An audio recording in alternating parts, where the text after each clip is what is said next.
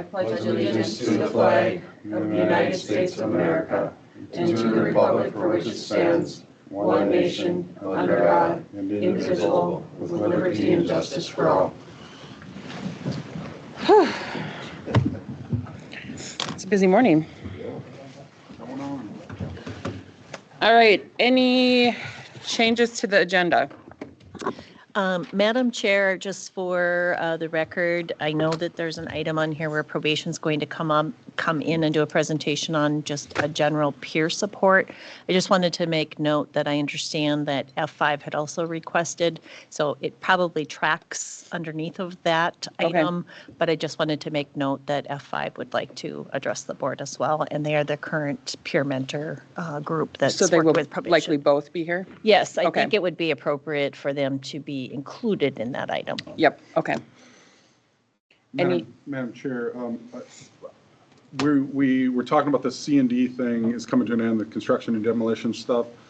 You had something in your packet to fill out. Maybe it'd be more appropriate next meeting, but I did want to take just a couple minutes and talk about futuristic. We can do that at next meeting too, but I do want to do it at some time, and I'm not sure if it'd be appropriate this time or not. Do we want to do it in your report? Or do you want it, is it something we need to act on? No, just for your information. So report? We can either do it, and we can either do it now. Did you guys all see and have a chance to fill out those? I started filling out. You start, you know what, maybe next meeting would be better. Okay, so maybe we'll put it on the agenda next meeting? Yeah, for next meeting, okay. Okay, any other changes? Not for me. All right, if not, I'll entertain a motion to approve the agenda. I will so move. I'll second. All right, any other discussion? All those in favor say aye. Aye. Opposed? Motion carried. Minutes. Madam Chair, I have one. Page 2 of 4, under public hearing, number 3. There's a motion and a second, but it doesn't say who did the motion and second. Good catch, I didn't catch that. I'm not sure who did the motion and second, but I wrote it down, but forgot to put it, okay. forgot to type it in. Yeah, that's all I have. I did have one where it just says 10 counties in Minnesota are not tobacco-free, and I was just wondering if we should maybe make note that Becker County is one of them. Oh. I mean, because if you read the rest of it, you would assume by the steps that we're taking, but I just wonder if we should just say, yeah, 10 counties in Minnesota are not tobacco-free, including Becker County. Any other changes? Madam Chair, I think if you're going to, it probably maybe should state a little bit clearer then. If you, I mean, tobacco-free in the county. Maybe Tobacco-free work campus? Yeah, something. Yeah. It's not tobacco. Tobacco-free grounds. Not Trevor. Oh. Not tobacco-free county. Yeah.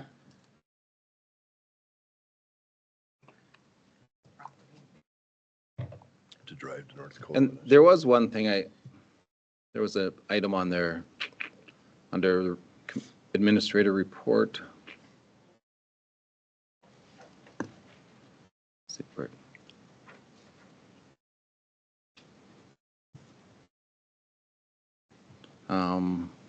I just didn't even think it needed to be in there, but what was that now? I can't find it now.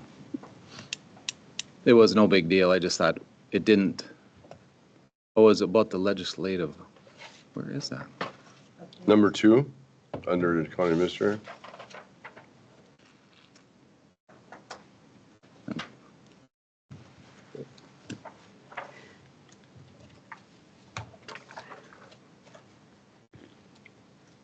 Oh, yeah, number 2. I didn't, because there was no update on it. I didn't know if we needed to.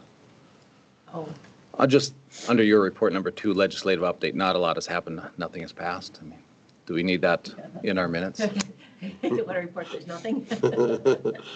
Got it. That's just what I was. Okay, any other changes? If not, I'll entertain a motion.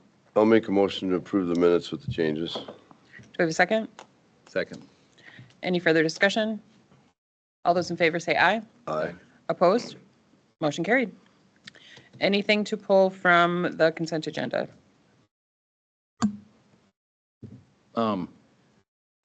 No, but I would maybe at our next meeting, like the assessor to be down here.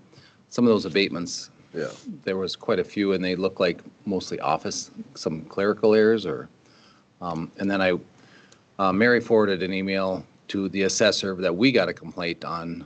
And I had to follow up with the individual and when there's a complaint and it's forwarded and I'm a CC'd, I would like to be included on the fix. So I know that it's taken care of because then I followed up with the individual and they gave me the scenario and I assume this is on the agenda today as one of the corrections was for hers property. So I mean, I would, Just want some communication. well, when we send something, I would like to be CC'd in the fix. If we get CC'd in the mistake or the concern or complaint, Yep. I want to know that it's been addressed. And so I had to follow up with the individual because I never heard from our assessor's office. Gotcha.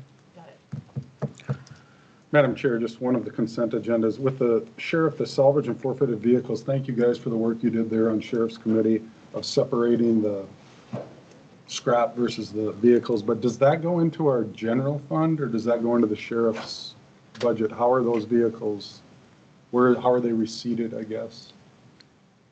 I think that goes in For- your for budget. Sheriff's budget? Okay. And we can't take credit for the separation. The sheriff brought those. We did offer suggestions on how to sell those instead of the scrap, instead of one large block, maybe offer it in 2 blocks because there was quite a few of them. But we did have quite a bit of discussion that those were all salvage title or not usable. So you're just buying the lot as scrap iron and basically, and Well, but the second list was actually vehicles that could be, so, Yeah. okay. No, that was the only. I'll move to approve the consent agenda. All right, do I have a second? I'll second. Any further discussion? All those in favor say aye. Aye. Opposed? Motion carried. Open forum. Nobody.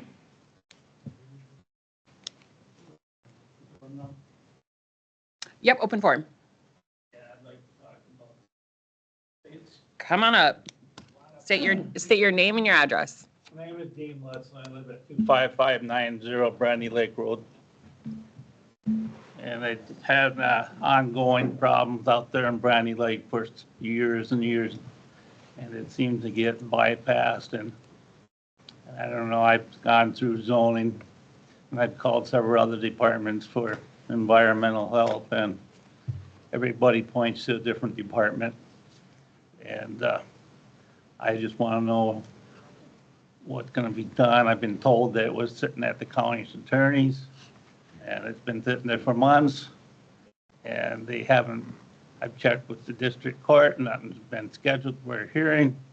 It's been said it was a civil, and I was surprised that it's civil. Being it's a nuisance, I thought at least a criminal charge should be accepted. It's been told, and very surprising that environmental health didn't push the issue. Do you know anything about it? Safety concerns, they got a vehicle up on the jacks and taken apart, sitting in the road ditches, and it's littered from front to back of vehicles, and they've been working on their vehicles, tearing them apart. And I can tell you that they're not going to be putting their oil and antifreeze or brake fluid that's going to the ground, and it's going into the lake shore, groundwater. And I would think that we could do a better job of protecting our lakes in Becker County. Madam Chair, I do have this on my report that I was going to give an updated on blighted properties. And do you want me to do that now? Yeah, Very you can quickly, do since it now. it's come up and, okay. So yesterday, there is a committee that's been formed within the county, all the departments, so we're communicating, and I was a part of that. And actually, we just met yesterday and got updated. There's about, I think, 6 or 7, that have been identified, and one of them is probably the Brandy Lake one that you're identifying. So they're at different stages. We have to go through certain steps, and all of them are moving forward. There are several that have been sent to the county attorney's office, and we're doing updates and updated pictures, and so things are actually moving. probably not as quickly as what you would probably like. But we are, as a county, and all those departments that you maybe have dealt with are all working together jointly and meeting and sharing information. So different approaches are being taken with different depending on, I know at least one of them has one pending charge and they were going to charge one of those property owners again, but they're at different stages. And with that said, I mean, my main concern is that does it sit in the county's attorney and it gets overlooked because it's not an important agenda to get pushed through the court yet. Understood, and I can tell you on our committee that when we met, the county attorney is a participant in that. So they're getting all the information that we're getting as well. So I think it's a better approach that we have taken as a county. It's not, of course, moving. Those are complicated situations, and you have to also, have the court hear those cases as well. And I'm satisfied with that. Just so it doesn't continue. I hear this, and then a year later, it's still sitting there. Right. That's Yeah, my main concern. I think we've had a lot of discussion at the board about blighted properties. This one in particular, I know Richard has been very good about bringing it up and making sure it's moving along. So I do think that while it's not even moving as fast as some of us on the board would like it, but we will stay on top of it and make sure that that they do get addressed, because there are a couple that have a lot of concerns. I hear from my other half of mine is that she's concerned that when they start moving these, that what else comes in is for rodents and stuff. They moved the grain company in her small town and she got bit and had to get her shots and everything. So that's where the environmental, hazard, public health. And Yeah, and But go ahead. Excuse me, madam. To that point, and that's why we have all of the different departments coming up with planning, rather than just one trying to take the lead on this, because there are many issues. Okay. Well, I thank you for your time.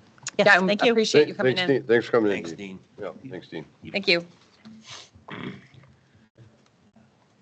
All right. Anybody else for open forum? Jerry? Nothing this week? Well, I'm done talking to you guys. All right. Well, let's move on to reports and correspondence. Who wants to go first? I'll go first. So Eric and I had a fair board meeting.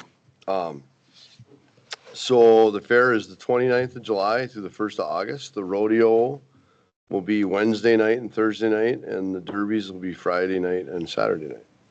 So it's kind of exciting.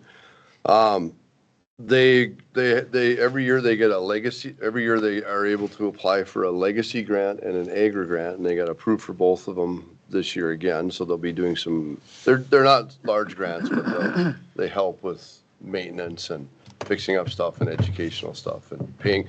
It pays for. They can use the legacy grant, I think, to pay for entertainment at the fair. So they help. They also got a donation for a bench. So they're going to either have this person donate the bench. What they'd like to do, they bought some new benches in the past with some of those grants. So they'd like to have them all the same, and then this person can donate, and then they'll buy this bench, and then there's a place they can put a plaque on it that is donated by so-and-so. So that was kind of good. And then one more thing that's going to really help the fair out is they increase the prize money for the demo derbies. So it should attract more drivers and better drivers, so the derby should be better. And that was kind of an issue last year, especially when it was at the same time as the Purim Fair. Their derbies, so they lost a lot because they paid more. So now we're paying more. So we should get more, hopefully more better. That's a word. More better. More better. It's today's English. Yeah, I know. My mom's an English teacher. And then Carrie and I and Tiara went to a AMC negotiation training. And actually, I'll be honest with you, I was skeptical going in, and it was really good. Because all I saw was 8-hour day. It's like, oh my God, are you kidding me? But no, it was good. There was a lot of good information. there was a lot of activities that we did, like small group and larger group activities that helped us to understand better and to perform better as a negotiating person. So it actually was valuable. And one of the big things I took out of there is that you need to have a professional relationship with mutual respect with the opposing, I don't say the opposing side, but both sides have to have that relationship and professional respect and trust. And then we had a discussion on ethics, and that was the topic of the ethics discussion, I guess. You were? Well, because we did a mock negotiation, and I apparently broke some ethics. Oh, you shouldn't do that. Commissioner Meyer, make sure you tell them in your role playing that how difficult you were. I was difficult, yes. I was the community person that didn't want something, so I was difficult. And that fell right into place then. You didn't have to role play at all then. No, I had to force myself to do that.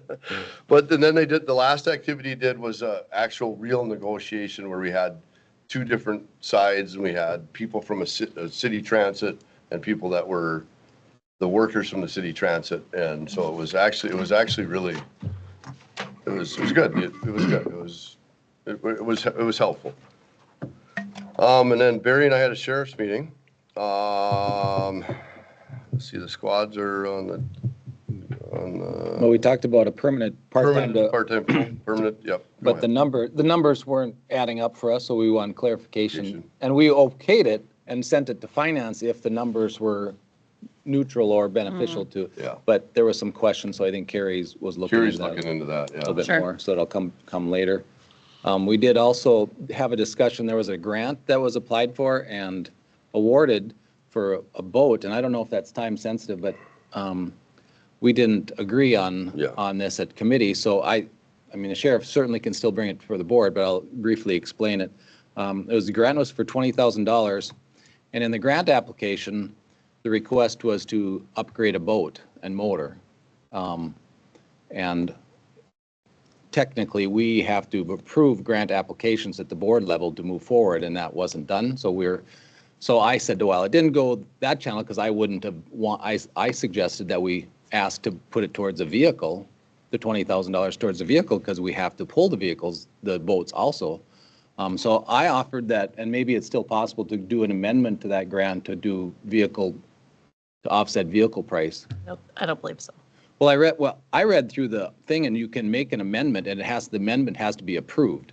I mean, you can't just write an amendment, but if the amendment is sent in and approved, you can get that offset on the vehicle, I believe, because, so I said I would support it if we traded in 2 boats and motors to get 1 new one, because it was a $37,000 boat motor and trailer, so we'd had to come up with, $17,000 of our own money, give or take a few dollars. So anyway, that's where it's at. If there's no amendment, I don't think we need 4 boats, I think. And then they said, well, we'd like to have 1 as a spare, and it costs money. Everything you have costs money. So I didn't support it at that level. I think the full board should have opportunity to weigh in on that if the sheriff wants to bring it forward. And I asked the question, how many times do we have 4 boats out on patrol? And the only answer we got that I could confirm was that it was on the 4th of July. It wasn't. We didn't get actually that confirmation. It was out when there was a or a rescue or emergency rescue or something. Recovery Yeah. of a. So anyway, if Sheriff Glander wants to bring that back through committee, or if it's time sensitive, it might be just dead. But anyway, that was one of the discussions. And then we also discussed probation, which Brian's going to talk about when he's here. We won't take his thunder away by. And then we did have a discussion on the impound storage, and we're kind of just waiting on M-State to see what's going to go on. So, and that's all I had. Just to continue on, I had Lakeland Mental Health, and we honored those employees that were there for their anniversary of 5, 10, 15, 20. I think there was one at 30 also, 25 or 30. and then we went out for lunch. So that was a nice employee get-together. The financials are just on the positive side, so we're in the black, and that's good. And last year we finished in the positive, so it's real tight, and some of that is to do with employees out, so we're on leave, so we're trying to compensate for that. So it's very in that market you can't just bring a temp in. They're professionals and they're professional reimbursements, so you're just losing revenue. You don't have all the expense, but you just can't recoup that completely. There's also the collectability of the UCare Minnesota accounts, and that we are owed $359,000. They were expecting a check for $129,000, and those debts have been written off basically, but obviously we think we'll recoup some of those, and they're hoping to get most of that $359,000, but that's yet to be seen. Had some donations that we accepted there, and one of the things for Lakeland, they do self-insurance for the insurance for employees, and they've had a real rough couple of years, so we had to raise the rate for internally, and but finally the last month, then they projecting that we're getting back on the positive end and getting ahead of that, so that was good news. The only other meeting I had, what was it? Did you have any others? No, that's all I had. So the trees were in. Everyone pick up their trees for tree planting for soil and water. There was one more, so just go ahead to someone else and I'll grab that. Phil? Richard, you always go last. You want to go next? I'll go next. You probably won't approve of it because I'm not going to be as thorough but I'll fill in the blanks. you're going to have to fill it in, Phil. But I had environmental with Phil. We're looking at purchasing a scissor lift. We got a new camera over our sort line from Colgate. Is that right? Was it Colgate? Chris, Toothpaste? Yeah, Yeah. so we're looking for toothpaste, I guess. But, yeah, it's just, yeah. All right. We're gonna finally grind some sheetrock. We're gonna set a date for that. They're gonna come and haul that all out of there. Looks like we got 6 inmates working on the ICWIC crew. Our mattress recycling program is growing. I guess we're gonna maybe burn some of the, we were gonna try and sell some of this foam, but I guess there's no market for it right now. What kind of foam? the foam out of the Foam beds. out of the mattresses. Oh, So we're probably gonna burn it. So actually, we're not just gonna light it on fire Oh. and let it black. You're going to incinerate it. We're gonna incinerate it. And it'll be, it'll. It'll be just like high school when you're burning tires out in the fire. We didn't do You that. did that? Nobody does that. It's do too you? smoky. And anything else, Bill? I mean, I don't know. I'm looking at it here. Yeah, I got a couple, Yeah, I thought you would. Go ahead. the employee hire, potential employee hire, that is on, so we'll talk about that later. Just some walking floor trailers, they're not meeting DOT inspections, so we've got to get some work done on those. We got 2 grants. There's a reuse grant that we're going to have to, that we'd like to apply for. I think it'll come up next meeting. And then one is for a building for reuse. We don't have enough space out there. And then the other one's for some MRF equipment. Then the other thing, Richard, that we talked at towards the end was the out-of-county demo that's coming into our facility. Becker County, when you think about it, we should be responsible for our demolition material coming in. What's happening is our price is lower than Otter Tail's, so like somebody takes a house down in Vergus and they say, oh, we'll just go up here and make a extra buck at it, or not have to pay an extra buck at it. So we may be coming with raising some demo material costs for out of county people. They were pretty confident they could tell who's coming from in county and out of county. But I get the guy tearing down a house. Maybe he's a Becker County resident and he gets a job in Vergus. We got to figure out how to deal with that. But if the demo comes from outside the county, Richard, you said it, we shouldn't be filling up our demo facility with other counties' demo. So it's kind of a, Or at least not at a reduced rate from there. correct. They should be Yes. paying, Because we're gonna end up getting a lot more of it than. Correct. Than we really need, and we really need to take care of our own. so we're going to look at tip fees a little bit, and, we get a lot of pushback. Richard is, our tip fees are right up there, but I mean, for demo, Otter Tails are a lot higher than ours. So we're going to do a little study on that and probably make a decision next month, our next meeting. So that was environmental. Are you done, Richard? Yeah. Okay. Tire recycling event. So good news. I mean, some good news. Start with some good news here. We had our tire recycling event, had almost 54 ton of tires come in. That's about 1,400 tires at our place here and out in Osage. Had 2 days out in Osage. We had 4 days here in Detroit Lakes. At the end of the day, it's going to cost us, we had the first 4 were free, the second 4 or 5 were half price, and then it was 25% off big loads coming in. And we had a lot of big loads coming in. And interestingly enough, I was out there yesterday and asked some of the employees and stuff how it went, and they said it was pretty smooth.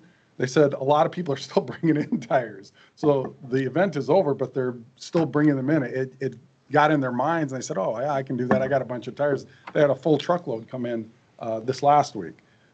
So people are taking the initiative. It was a good event. It got people thinking about it, and it was successful. Probably cost the county, about $10,000, I would guess, in total. Three trucks of tires have already left and been taken to, I think it's Liberty Tire.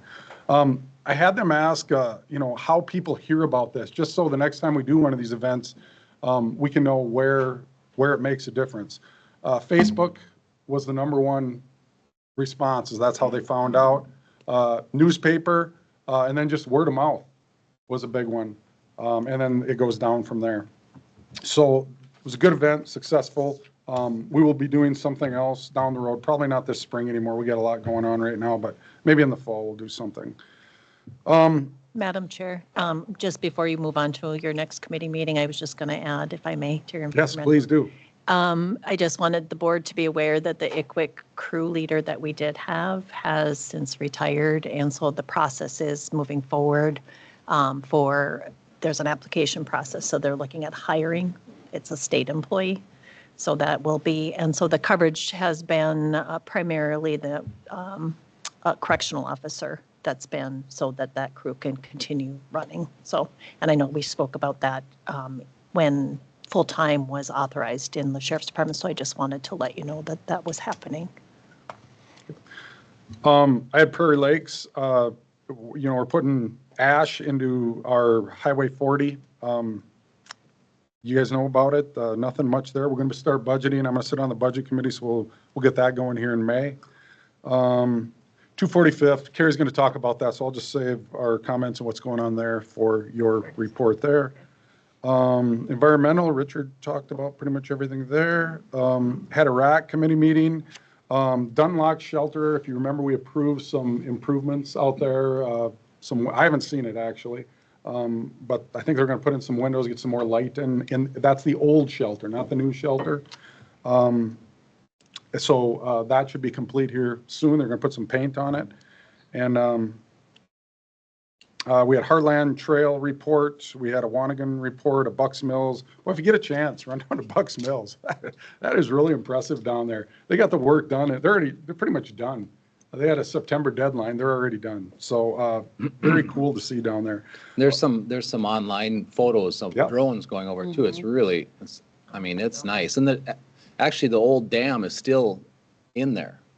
It is. So the dam is still in there. They didn't remove it. They just filled behind it, so it didn't have that. Yep. And then just gradually, and there was a drone, and I didn't see it, but they showed the fish going up the channel. Yeah, the trout are coming. Yeah, they said they were trout. Trout too? Yeah, trout. Huh. Trying to get up. So as I was down there a few times, I've seen that. But very cool. That building that you see in the site, someone owns that building. It just futuristically, I mean, if they want to build something new there and monetize it, I think that'd be great too. But if that ever becomes available, I would be a big proponent for turning that into some kind of a park like Dunton. Well, it could Lots be is now. renamed Phil Hansen Park if there was a big enough donation, Thank you, Commissioner Nelson.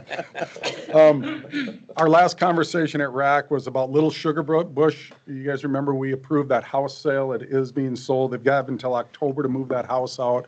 We're going to go out there next month. We're going to take a road tour for our RAC and look and see what we can do out there, trim it down, make it into some kind of a park, or see what else we can do out there on Little Sugar Bush Lake there. So that is all kind of in the works. Anything else to add, Erica? Just the park on Randolph Road in 54. Project 412 came and I think is going to reach out to you, Jim, just wanting to put a sign and a possible trail to connect that park to the trail that comes in. So we told her to reach out to Jim just to see if there's any, they want to put a sign on the county owns. Seemed like a Kind of road weird. right-of-way issue more than Yeah, a RAC issue, so yeah.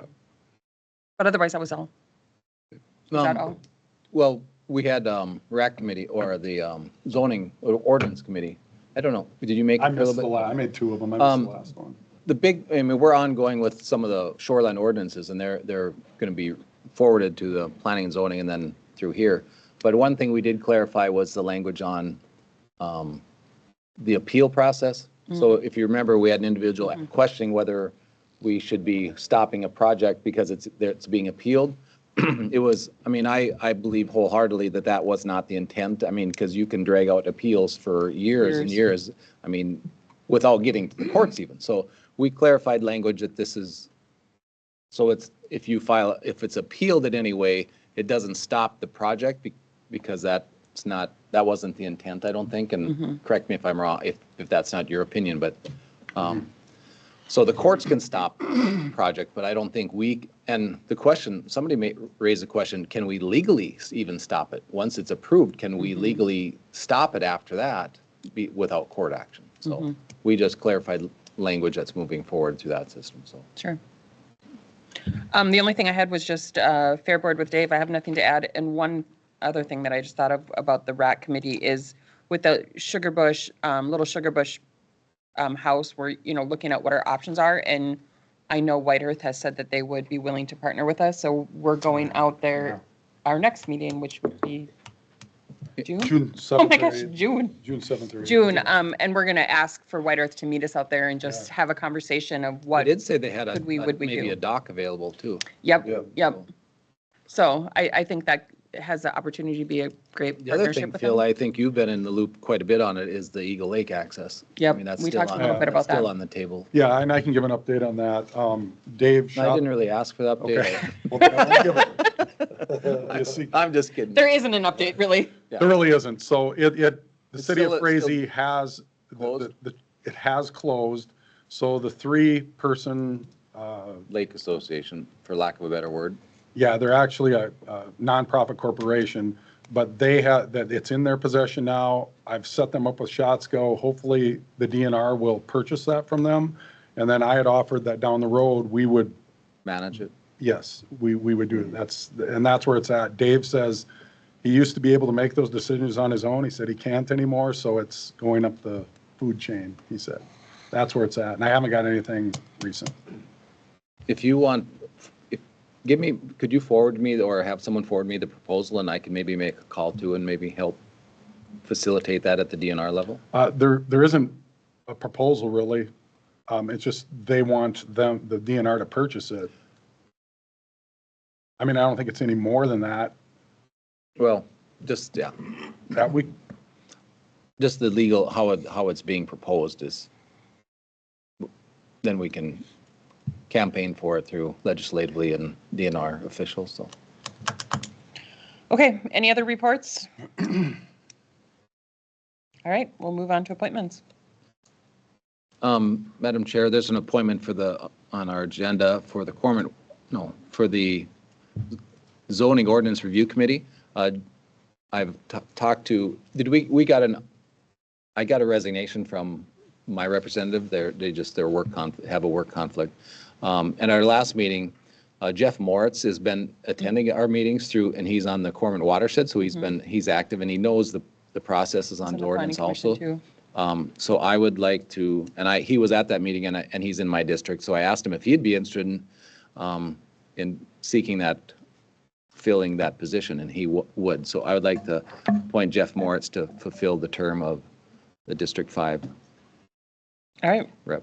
we have a motion. Do we have a second? I'll second. All right, any further discussion? Madam Chair, Commissioner Nelson, zoning ordinance, so that's the one where we sit Yeah. on. Yeah, well, And he's been, I think he was at the one last one you Who were. is he replacing? Mandy. The last one she was at was about 3 ago or so, and she zoomed in. She just said with her new position, it just can't do it. Okay. And she Okay. sent me a Any other discussion? resignation. Carrie, did you have something? No. Okay. All right, all those in favor say aye. Aye. Opposed? Motion carries. Just, since we're talking about appointments, next meeting, we will have appointments for Pelican River Watershed. So I think there's 3 that are up. Have we got any, we posted that, it said it had to be posted for a month. It's been posted and you got some. Yep. We've gotten some people, some candidates, Okay, Okay. all right, so that'll be next Yeah. meeting, right? correct? There, Correct, okay. there was also a resignation on the Board of Adjustments. Yep, I was just going to bring that up. Okay, Yep, and that's an at-large position. okay. Yep, So that's one that I forwarded to. that we want to make sure and get posted. Yep. Yep. Okay. And Go ahead. Madam Chair, did you want to? Yeah, just some sad news from the watershed. The director has passed away. So they'll be not only appointing some new people, but they'll be on the lookout for new executive director. In the interim, Shauna, who's the office manager, is filling in that role. So, Yeah. but Terry Getter did a lot of good work in the county, and Yeah, Commissioner or Madam Chair, condolences to Tara's family, and Yes. it's so Yep. sad that she left us so early. And she put her heart and soul into that watershed. There's no question about it. Did a lot of positive for water quality and fought hard against anyone that stood in the way of water quality. And sometimes and we needed those strong role models. And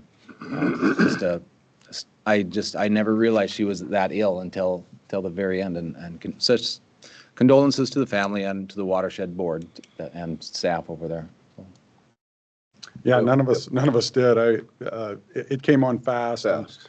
I remember Willow Avenue out here when the water got up about a month ago. It was real high, and I called Tara. I said, Tara, she sounded great, but that was 2 weeks before, and she was telling Phil, I'll get on it, and we'll see what's going on there, and see if we got to fix a culvert or something. So she was to the end. She Yeah. was all about it. So Yeah, I think she'd only just retired 2 weeks ago, didn't she? yeah, she was. Yeah, She was. Yep. Yeah, that's too bad. Okay, anything else before we move on to our county engineer? All right. Madam Chair, this is going to be kind of controversial, so I don't know if we.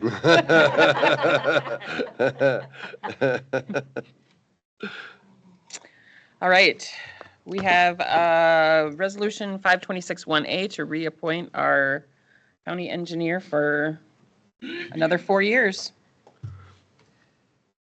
I'll make a motion to approve Resolution 1A. All right, we have a motion. Do we have a second? I'll second. Any further discussion? Madam Chair, I just can't say enough about Jim and how he is so calmly taken us forward and through the whole building process. I mean, he's had commissioners, not me, but other commissioners have not always been the nicest, No, but, to be a department head of these large, and Sheriff Glander too, I mean, he has to navigate through 5 commissioners, and then we come and go, and he's taken some heat up here and different things in the past, and just said, yep, I'll check that, I'll get that, and just such a calming, solid role model for us. And if we could all be more like Jim, we'd have a great county. I'm just hopeful that he serves this full term out, because I'm worried that we're going to lose him eventually, and that's going to be a tough shoes to fill there. I Yes. think Yeah. I was in the hiring process and Jack Ingstead was the one, and we had a couple candidates that were pretty strong, and Jack said, you want someone reliable that's going to keep everything solid and and he recommended Jim, and he made a good recommendation. So thank you for your years here, and hope we continue on quite a long ways. And when your time is ready to move on, welcome you to retirement, but we're certainly happy to have you serve here for 4 more years. Yeah, absolutely, Jim. Madam Chair, I would echo what Commissioner Nelson said, especially about the calmness. Some things get pretty excited, and I wish I had that trait. But just for this committee here, we're talking about appointments. I didn't realize Jim was appointed. What other, are all of our department heads appointed? Assessor, Assessor. What else recorder now. is appointed? I would also like to point out, and this is not going to be good news for us but Otter Tail County just hired a new, and the price they paid, I don't even want to tell this out loud, but they're in our review group, and it's going to drive, it's way up there. It is. And we are getting a bargain. It's a bit of a price shocker. Yes. And I chastised. I'm sure well worth it. I chastised one of the Otter Tail commissioners already, but, oh, you already heard about that? Yeah, we already heard about that. It's, I truly appreciate Jim, and we will, as part of the pool, that position will be reviewed again, I'm sure, as we move forward on how we are moving forward in negotiations or salaries now. That's part of the process. So, Jim, did you have anything to say to us or before your appointment is granted, or? Well, I appreciate all the compliments and that, but no, I've really enjoyed working here, and when you have great staff working under you, it makes it easy for me, but we all work together, and I enjoy my job, and that's the important thing. Well, thanks. We Jim. appreciate you. Thank you, Jim, yeah. And being we got that paved area out by Schramm Road, I think helped a lot too. We had a lot less. Car doesn't get stuck anymore. Madam Chair, Carrie, I got to go back to this appointment. How does the county determine whether someone is appointed or It's by hired? statute. It's by statute. And There's a those three specific are, statute to this those appointment. three, the engineer, assessor, and recorder are statutorily Yes, say they when have you're to be out, when appointed. you're, And our yes. is there veterans appointment? Appointed? Yes, I think there's a Veterans statute coordinator. related to that Yeah. too. I did not know that. Yep. Okay. Okay, we have a motion and a second on the table to reappoint county engineer, Resolution 1A. All those in favor say aye. Aye. Opposed? Motion carried. Welcome for another year, 4 years. Jim, thank you. All right. Thank you, Jim. Any other discussion before we move on to, and I just want to make note, it is 9 o'clock on the schedule, and it is 8:59. We're 1 minute ahead of schedule. That's an efficient chair. Yes. Well, so we're going to waste a minute then? Nope. And we started late, too. Yes. We Okay, started early. Carrie. To me. Yep. Thank you, Madam Chair. The first item that I just wanted to make sure that all the public and the board was aware of, Becker County Sheriff Todd Glander was honored with the Everyday Hero Award at the United Way of Becker County Celebration of Heroes. I don't remember him telling us this, but I came upon this information. And that happened on April 23rd, 2026, and it was held at Detroit Lakes Community and Cultural Center. Just a little bit about the award. The award recognized his dedication, leadership, and service to the community over nearly 4 decades in law enforcement. Glander, who has served Becker County since 1988, that's a long time, and was elected sheriff in 2013, is known for holding high expectations for professionalism and respect from his staff and for his unwavering commitment to protecting residents. So congratulations. Well deserved. Congratulations, Todd. Congratulations. So, Now, make sure you can fit your head out the door. So another update from the legislature that we probably don't need to note in the minutes. Is there isn't one. Yeah, there's like, the heading of this is, despite key hearings and developments, still there's no universal budget targets or agreements.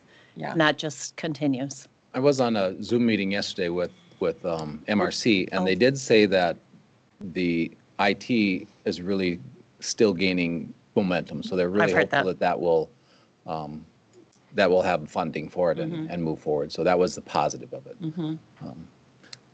I do think there's also some language being, I believe it's in the Human Services Omnibus Bill, that will bring the MAPA, what AMC has been Yeah. Rallying. the MAPA CWDA to the state for the county reviews, which really is, I think, important because would take a lot of time from county agencies, so.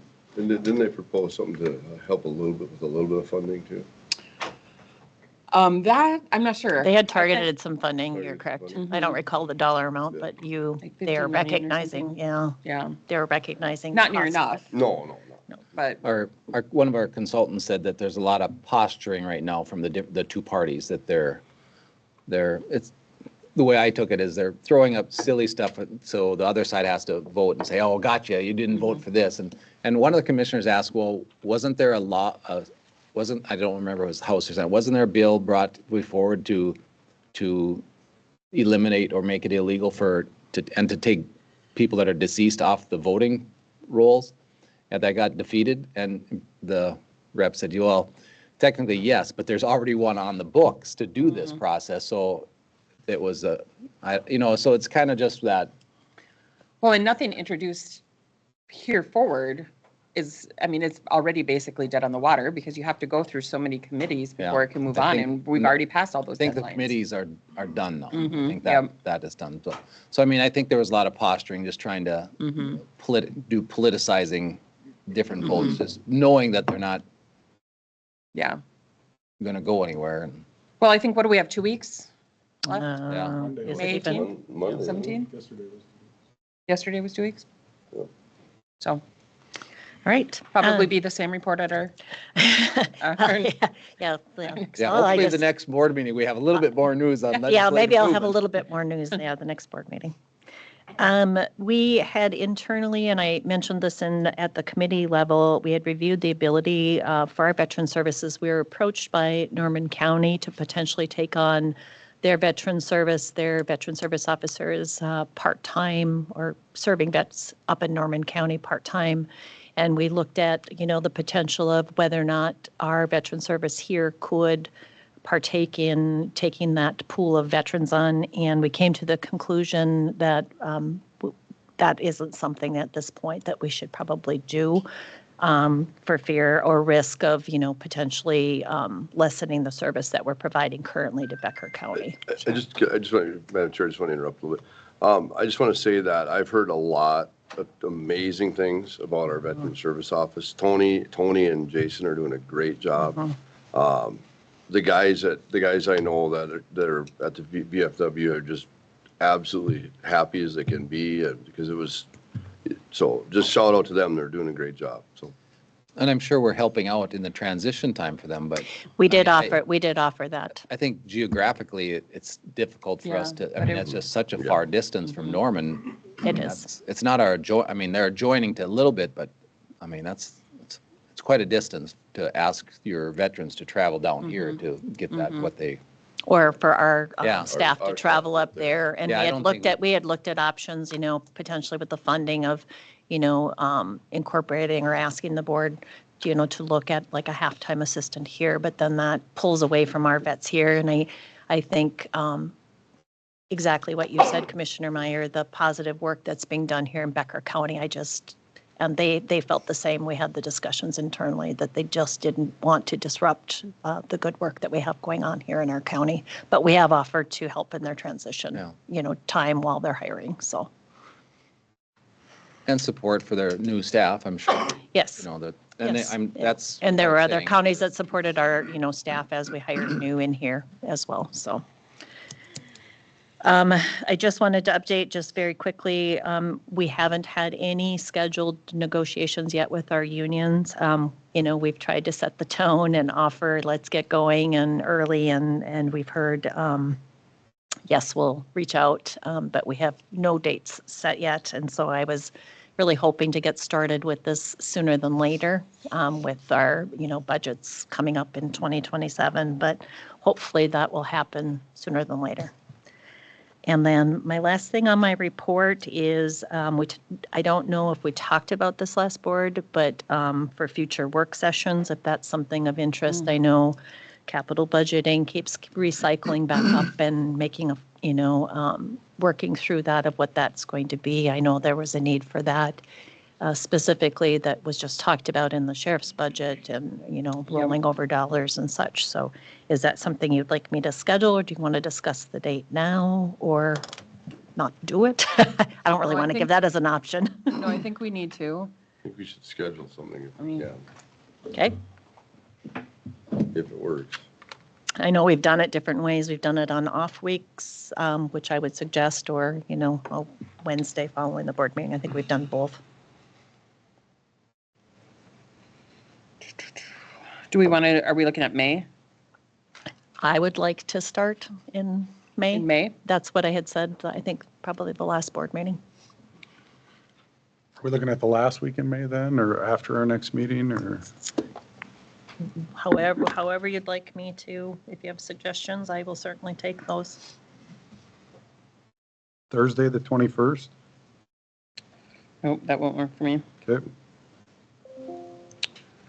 How about the 26th? yep. I Want can to do the that. 26th? 26 works for me. And you would like to do the, like the board time, like 8:30, or committee time, 8:30 right 8:30. away? Does that work Mhm. better for people? Yeah. Was that, Barry? Yep. okay. Yep. I will, we'll get that scheduled then, and then I'll send you, we'll have to post that obviously, and then we've got kind of our revolving, and hopefully we can have some discussions and move a few of our items further. We'll meet here? Yes, Okay. unless you want to Nope. meet somewhere else. You want to meet here at Fine the with me. boardroom, so, yep, we'll do a calendar invite for you. How long, Generally, we've scheduled for an hour and a half. Would you like to go longer, shorter? Richard, how about 4 hours? That's what I would like. well, we're starting like a half hour earlier, so we could go Let's to go a the couple same hours. time, go a couple hours. Capital budgeting will be the topic. That's, yes, Good. that's one of the main topics, yes. All right. Oh, you just probably got a calendar invite from Peggy as we were discussing, so, okay, 2 hours. Oh, okay. She's going to adjust. Okay, anything else on that? I'll accept the 1.5. But not 2. All right, moving on to my second agenda item. As you will note that it's the quotes for the landfill fencing that we've talked about on 245th numerous times. Steve had just sent me a recent quote just this morning. You have not seen it. I just got it. So I was hoping that we would have quotes that you could look at. Unfortunately, when I looked just briefly at these, one of them, I think both of them, there's two different quotes at this point. But again, you're not going to have time to take a look at that.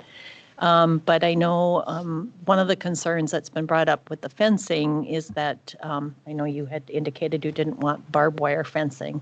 So it's for barbed wire fencing. So we're going to have to do strand fencing and update those quotes.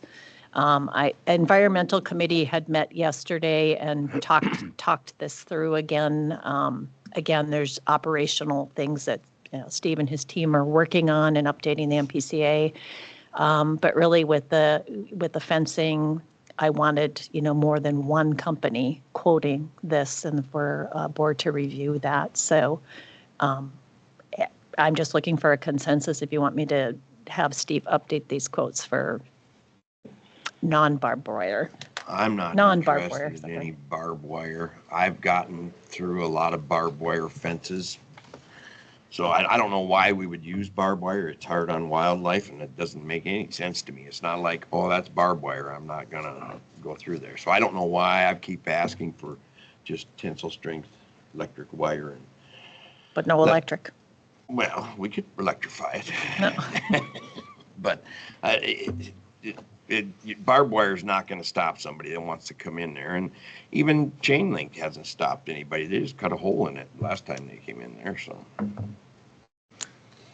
I guess I don't know that we have a need for barbed wire, but I think it needs to be maybe a wrapped wire, not just a single strand. I mean, it needs to be a heavier gauge wire, not Well, that electric, that new electric is. yeah, really, I'm just saying, the Yeah. old electric that Yeah, no, that it's I'm not thinking of, that. It's. I don't care I mean, as long as it doesn't matter to me if it's barbed wire, but it needs to be a better gauge of wire than just a simple. I what- agree. What gauge wire is that? It's high Okay. tensile and it's really strong. My neighbor's got it. The only thing I'm going to say, because you all know how I feel about this, but I don't think we should take the cheapest route.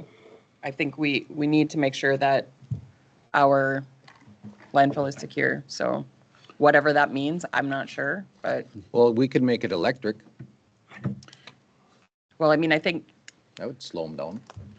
Madam Chair, we did have a meeting on this. The sheriff sat in on it.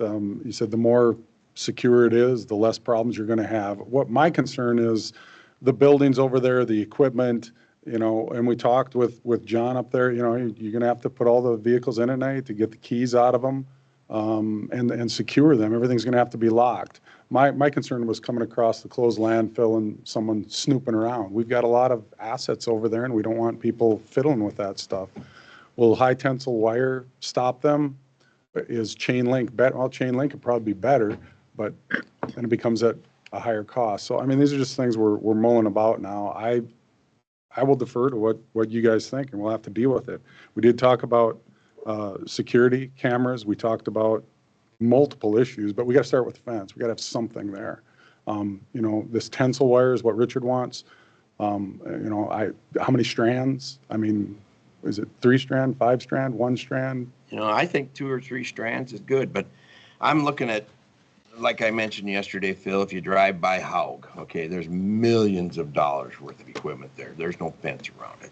There's no fence around U Motors.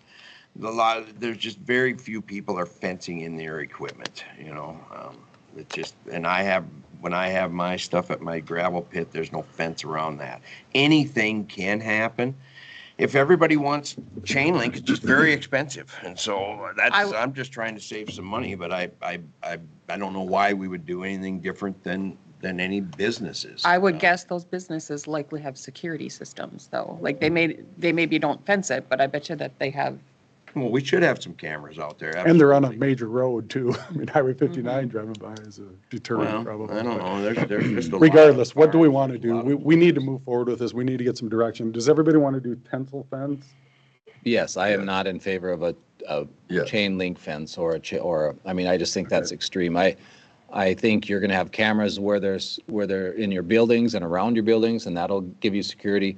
And nothing is secure, whether it's chain link all the way or not. They're probably going to drive on the road and. If they want to get in. They're going to cut I the don't- lock they're gonna and get come in through the gate. So, I mean, you look at the machinery that farmers have sitting in the fields, and there's vandalism once in a blue moon, but, I mean, I think But they don't sit there every day, Commissioner Nelson. Oh, they can sit there, I mean, it's not hard to pattern. Tractor. What? Okay, so have we decided then the tensile wire, 3 strands, is that what we're going to go with here? I would recommend I that. would That's recommend, probably I going to would be go the with that cheapest recommendation. route. Okay. I don't want to. And then you have to come up, you want to spec out how far you want the posts apart too, because if Yeah. one's quoting every 10 feet and one's quoting every 40 feet, I mean, just come up with a standard that we want the T-post every X amount of feet. And I don't know what reasonable would be, but I'm sure they would have a good idea which would be, but just have them quote the same distance. Okay. I did go out there yesterday too with the township, and we talked about the turnaround at the end a little bit and had a continuing conversation. So we're moving forward with that. I've talked to Steve, I've talked to John about what we're going to do at the end there. And I've got to call into Mike Ingham actually, just to make sure all this is moving forward. Are we going to reuse the fencing and gates that we have across the road now? Is that reusable? Are you on the south No, side? Those are swing gates. We don't want swing gates. We need rolling gates. You want gates are elevated trouble. rolling gates so it's not on So the we can ground. sell them? Yeah, and Well, No, we may reuse them in some spaces. You're talking Oh. about the one up by 144? You could have a swing gate That on that some may of be those used. areas We just, that aren't going to be used very often. I mean, I saw some, in the original plan, I saw some gating area where I didn't think needed to be gates. yeah. You know, so maybe you want to use those swing gates in those locations in case, I mean, instead of a expensive rolling gate, just reuse the swing gates where they're not, in my opinion, maybe even needed, but if you want to have an opening there just in case down the road, you got it. Yeah, they just don't work so good in the snow. Once you get a bunch of snow, then a swing gate is a problem. And a rolling Sure. gate, it's just very easy to open and close. Madam Chair, the HHW building, that's going to be, are we going to tencil that too, or should we, or how, are we going to secure that the same way? Or do you want a chain link around that? I would just stencil it. I would too. You have gates on the And then there's entrance. gates on the two It's, ends. the On the- stuff, they come in Wednesday, they can pick it up for free anyway, so why would you break in there? Okay. The other thing we discussed was if you've been out there and you know the road, about halfway down, we've got that shingle pile. We've discussed about having a turnaround before you get between those trees and the road gets really narrow, that potentially if people do drive down that road that we don't want driving down there, there will be a turnaround area for them rather than just the 33 feet in the road, turning around in the middle of the road. We have discussed that. Using those shingles as a bed actually and putting some gravel on top of it. So there would be kind of a loop there. You know, when you get to the crossing where we cross the township Correct, yep. road, I would probably suggest to look at bringing those gates back farther and not have them right on the. They are. I mean, you're They not- have to be back further because we got to get a semi in there Right, to load you- metal every week. Right, So, so- yeah, so But those that would things be a are tur- being that would be a discussed. turnaround area also. Yes, but it, So. okay, yeah, well, to be determined there. Yeah. Okay, do you have any other thing that you need from us on the fencing? The only other thing I would just bring up for this board too, on the south end, as you know, there's a chain link across the property owners and a gate that's That's what I very was talking narrow. I think that's the gate you were talking about, yep. yes.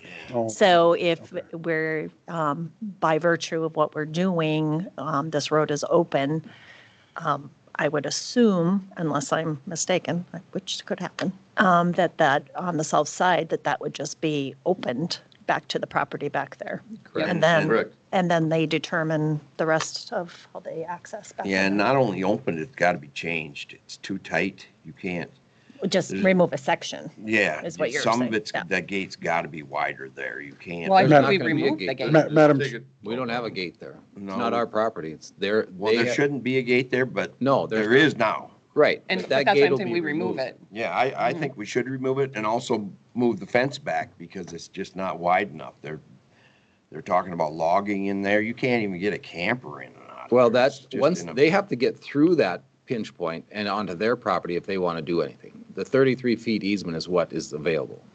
And Right, once they get to their line, they can open it up as much as they want. right. And they can That's- put that fence, they But can they put a don't gate. have 33 feet there.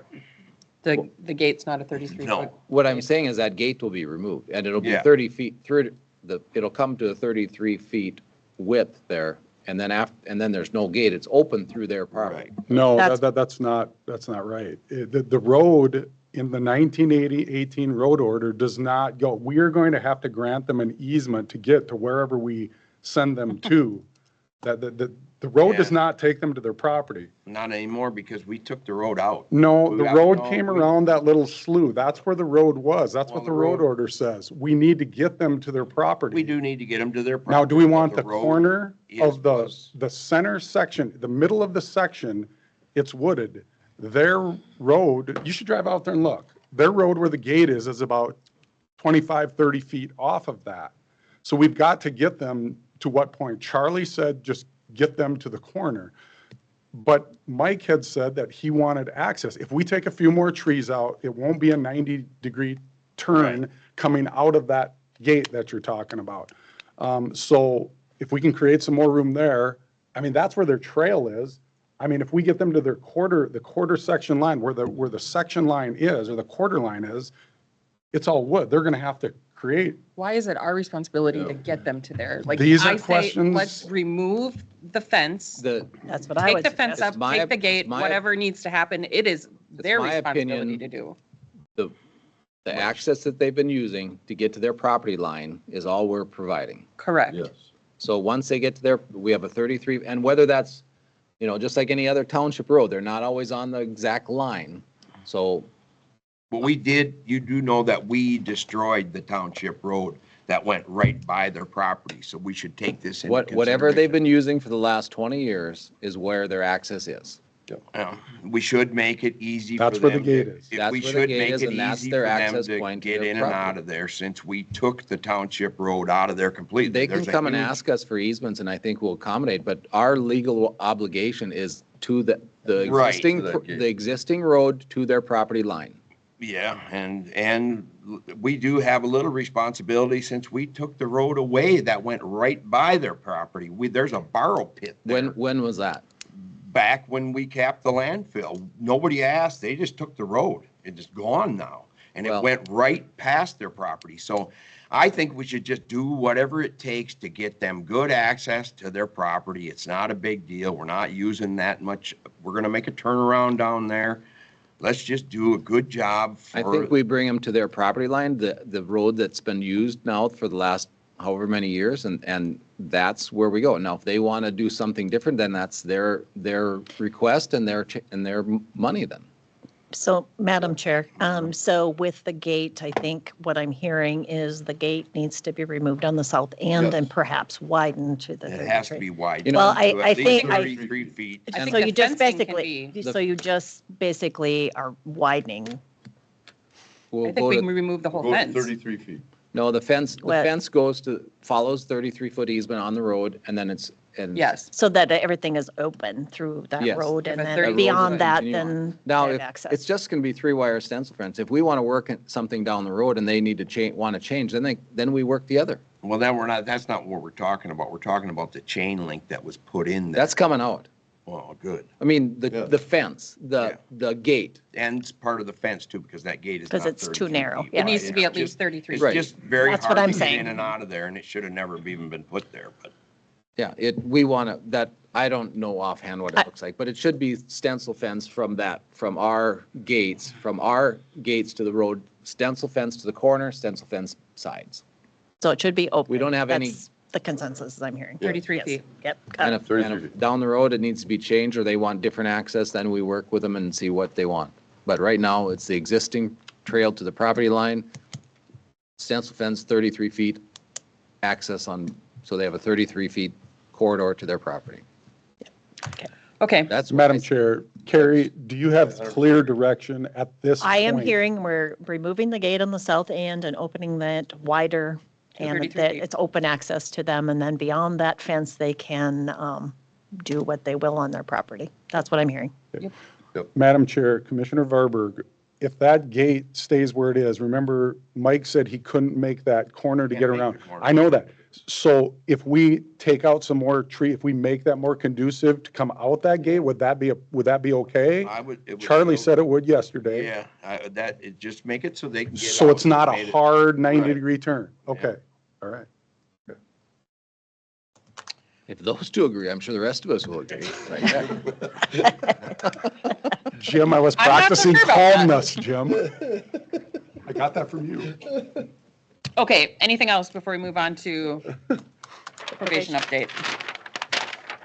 Good conversation, guys. Thank you.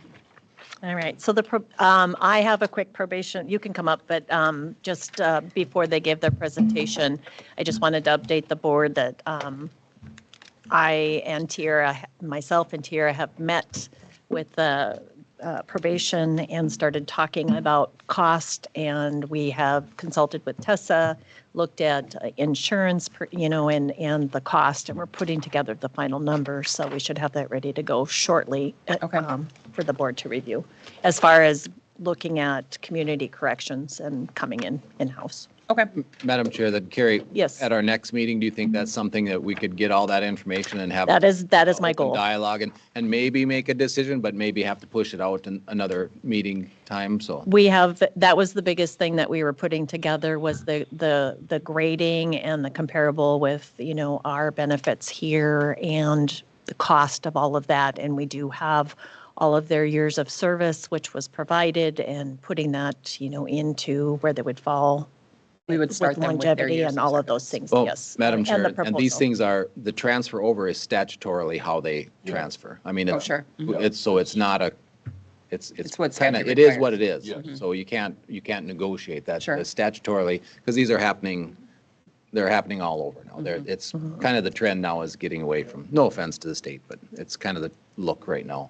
Sure. So that, but it is statutorily how that transitions over. Yes, so we have, I think, a fairly good idea and plan after we've spoken with Tessa and reviewed these and figured out which positions are through our primarily Monoman County and which ones are ours, and so breaking apart the costs and the insurance and et cetera. We can talk about it next. I was just wondering, like with the Monoman, we wouldn't take on Monoman? Or Monoman would? We would partner. Yeah. And We would partner and they would reimburse us. That's Gotcha. really what we've talked about. Okay. We're partnering with them. So they'd be, Yeah, I knew we were partnered with them now, but correct. But they would be responsible for the payment for those. gotcha. Yeah, Okay. yes. That's all I have. Thank you. Well, good morning, You Commissioners. got 10 minutes. 10 minutes, God. Yeah, well, Peggy, this is you and I now, so are you ready? I'm ready. Recently, there has been some discussion in regards to some of the data and a little bit more information in regards to peer support services that we're providing in Becker County. And I wanted to come before the board today to give a global perspective first, and then I want to get into a perspective as to how Becker County has benefited directly from having peer support services within our model. And so, Commissioner Hanson, thank you for the last time. I think you had referenced that you wanted to see some data. And data can be boring at times, so I'll take you through a little bit of information here, but at any point you have questions, just stop me and we'll give you some extra clarification. So on the first PowerPoint that we have here, this is in regards to our global perspective on how peer support services works and the data that supports the model being an evidence-based practice. Right now, currently, we find that because of the studies, and everything that I reference is all in studies and research that's already been proven, okay, in the past. And so nothing in regards to this PowerPoint is anything specific to Becker County. It's all global information. If we have peer support services within our communities, we are 61% more likely for our clients to finish outpatient treatment, okay? That's one of the biggest components. And when we have treatment completions, that really helps the success of our clients moving forward for being successful in the community. Currently, it's 22% versus 43% for the reincarceration rate, which is the national average of being reincarcerated at 43% without peer support and 22% with peer support. So it's almost cuts that in half. And when we say reincarceration, that could be either jail time, institution time, et cetera. And then on average, what they found out with a large study in Arizona is it did drop the recidivism by our clients or their clients by up to about 31%, okay? So having those services in play. Next page, doing more with the same resources. A huge part of why we do this is peer support is one of the most cost-effective tools available to address these gaps. And that's why having the project that we have right now going on has completely helped this for the 70 folks that we have already helped. So unstable housing, job disruption, disengagement from services, et cetera. The peer support folks that do the line work, meeting with our clients on a day-to-day basis, this is their work in a nutshell of what they are doing to better the lives of our clients, okay? Most violations in Minnesota aren't new crimes when they're with us on probation. They're typically missed appointments, positive alcohol, drug tests, lost housing, lost jobs, et cetera. where we have our peer support specialists helping folks navigate that direction in their life. Peggy, if I can have the next slide. So train people walking alongside others. So we have Cassie and we have James, and their positions are directly tied to what this talks about. And so when we have two types in Minnesota, we have our recovery peers and we have our mental health certified peer specialists. Both of them have those specialists and those certifications that allow them to do this work with our clients. One-on-one mentoring, going with clients to treatment, court, probation appointments, connecting with clients, re-engaging after a missed appointment or relapse, building a bridge between the client and the agent. That's another thing that's been really big within our office, is having that triangular relationship, peer support, client, agent, all on the same page. Next slide, if you could. Again, this comes down into the actual study of 61% difference. So if we look at this, one of the analogies that I wanted to give you guys in regards to the research is it's like the difference between what's on the board here, flipping a fair coin, which is not weighted on either side. Peer support tilts the odds towards success. Not a guarantee, but it's meaningful, measurable shift in completely the right direction. Whereas if you flipped a weighted coin, most of the time, 61% of the time, it'll fall to the weighted side, versus the other one where it would just be 50-50. Okay. Next slide, if you could. That's a confusing analogy because you're saying it's a 50-50 chance. Now it's 61. So it's actually 61% greater, not 11% greater. Correct. Right? Correct. So that. Yep. That study, the metadata that comes in that study is kind of different when you truly look to analyze it. So, yeah, but it is a large difference. What the research shows, I already said this on the first one. What's the exciting part for us when I did pull this is 17% versus 33%. So a reduction in technical violations.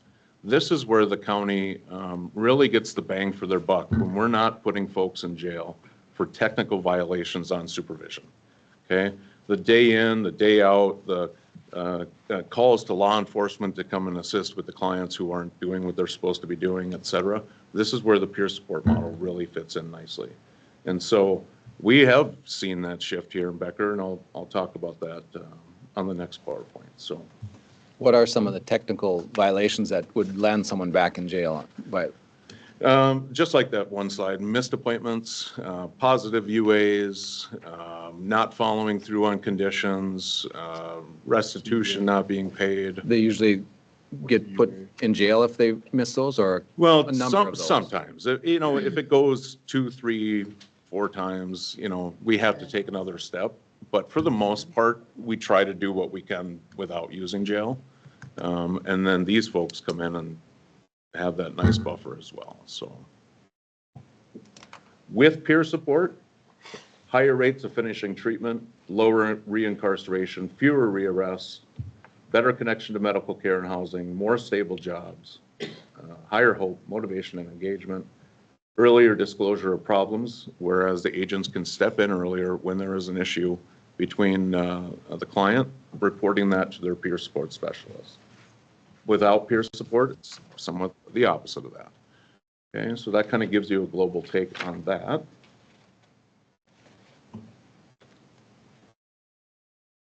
Same thing as before. With our case planning initiatives that we have ongoing right now, they have been a huge support on that, especially within our case plan roadmap, which we'll explain to you in the future, but they help us navigate the client through the roadmap with supporting the processes and steps within the roadmaps itself. Aligns with our risks, needs, responsivity elements that we incorporate into our daily practices. We know that it's cost effective. Opioid settlement funds and Medicaid billable opportunities in Minnesota do exist because we can grow the capacity of peer support without actually growing this entire unit. If we have the folks like James and Cassie that are doing what they're doing, that's 2 staff that can be very effective for a very low cost. Cuts down on violations, improves coordination, and builds long-term success with the client. And next one. So, proven, funded, and ready for improving treatment completion, reducing violations, and strengthening reentry and support within the community. That's what peer support does. In a global nutshell, in regards to what it does, this was all the information on why we want to use this type of model, why it's replicated across the country, and why it's important that we feel that it's been such a key to our success over the last year is for what they have done with the last 70-some folks that are on our supervision. The next PowerPoint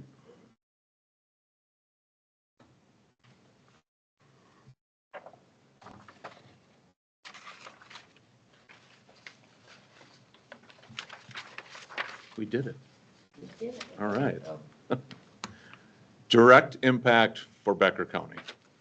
So the PowerPoint that I'm going to take you through right now reverts back to last September when we started with peer support, the peer support project with the F5 project. This is direct data in regards to how things are going as of just the other day. Okay. Currently, they have served 70 participants. 84 referrals have been received, and we've been doing this for approximately 8 months. And I want to highlight that 100% of the funds that have come through the opioid settlement grant for them has been directly tied to Becker County. Okay, so these next slides you'll see is where the money is going and what we're doing for services here. Again, same thing as like what I said before: housing, employment, recovery, and law enforcement. Keeping folks away from law enforcement and out of trouble, helping with their recovery, assisting with employment opportunities, providing safe housing, referrals, et cetera. Active participants, we had up to 70. Total referrals was 84, and we have 20 that are actually extended into the community. So our F5 staff drive all over within Becker County. It's not just you're in Detroit Lakes, you have to come here. So folks are on the road, mileage, travel, all that kind of stuff goes into their day at any time, any hour. So that's been kind of interesting to watch as well. Next slide. So where does every dollar go? The total grant budget that the opioid settlement fund provided this project was $216,000. An important piece with this was 0% of those dollars went to administrative costs, and 100% of it goes to Becker County. So for our 2.5, we had another staff on as a peer support, but she was only with us for about 4 months. That total, we budgeted $147,500 for. So if you divide that by that 2.5, that gives you that basically that salary where they're at with benefits, et cetera. The travel cost that has been put into the budget was $30,000. The operating supplies of $16,000, which is office insurance, software, general supplies for the Becker County office, et cetera. There is a breakdown of what that consists of. And then other gap funding. So this is the information here where the gap funding that we put into the grant, or they did, was to truly give back to the client from the grant dollars themselves. So IDs, hygiene, work attire, housing fees, phones, et cetera. I've got a breakdown here if we want to go through that, but there's a lot of itemized things in there that really puts justification as to what is directly going back to the client when they're working with them. And so if we want to go through that, we can today. Next one, if you could. This is another piece here, so gap funding, if you had questions on that. So it's our basic needs. It's assistance with IDs, birth certificates, hygiene, phones, 35-minute phone cards, et cetera, enabling participants to receive employer phone calls and they can also contact our agents, et cetera. Emergency hotel costs, work attire, transportation. So as of right now, for that account, we have spent $13,000, and I believe it was budgeted for 23. So actually, we're still under what was requested. Next one. These are the outcomes so far. So you're going to notice that anything over 70% is what we want to see. The purple, green, and blue lines represent housing, recovery, and law enforcement. So whether they had law enforcement contact or not, have stayed out of trouble, et cetera. And then the employment piece, you see a little dip there. We believe that relates to some winter issues, et cetera. Folks not being able to get to work or whatever other issues that they had. But anything over 70% on this chart is a very good thing for us to see. Even as the participant counts grew 8 times from what we initially had in September, this is the work, this is the data that's coming back in regards to the success of their program. Next one. So you're supposed to read mine. Most recent outcomes, 51 out of the 59 folks, this is current as of right now, we have 59 folks that are on with us. 86% have maintained their housing, 48 out of 59, 81% have maintained their employment. Recovery, 52 of 59, and then law enforcement, contact or no, has been 54 out of the 59 folks that we have right now has had 0 contact with law enforcement. That's a big piece. So that gives you some of that information. And for this too, this is where your goal is that 70%. Yes. 70%. Correct. Yep, absolutely. Next one. Got it. So again, more participants and sustained results.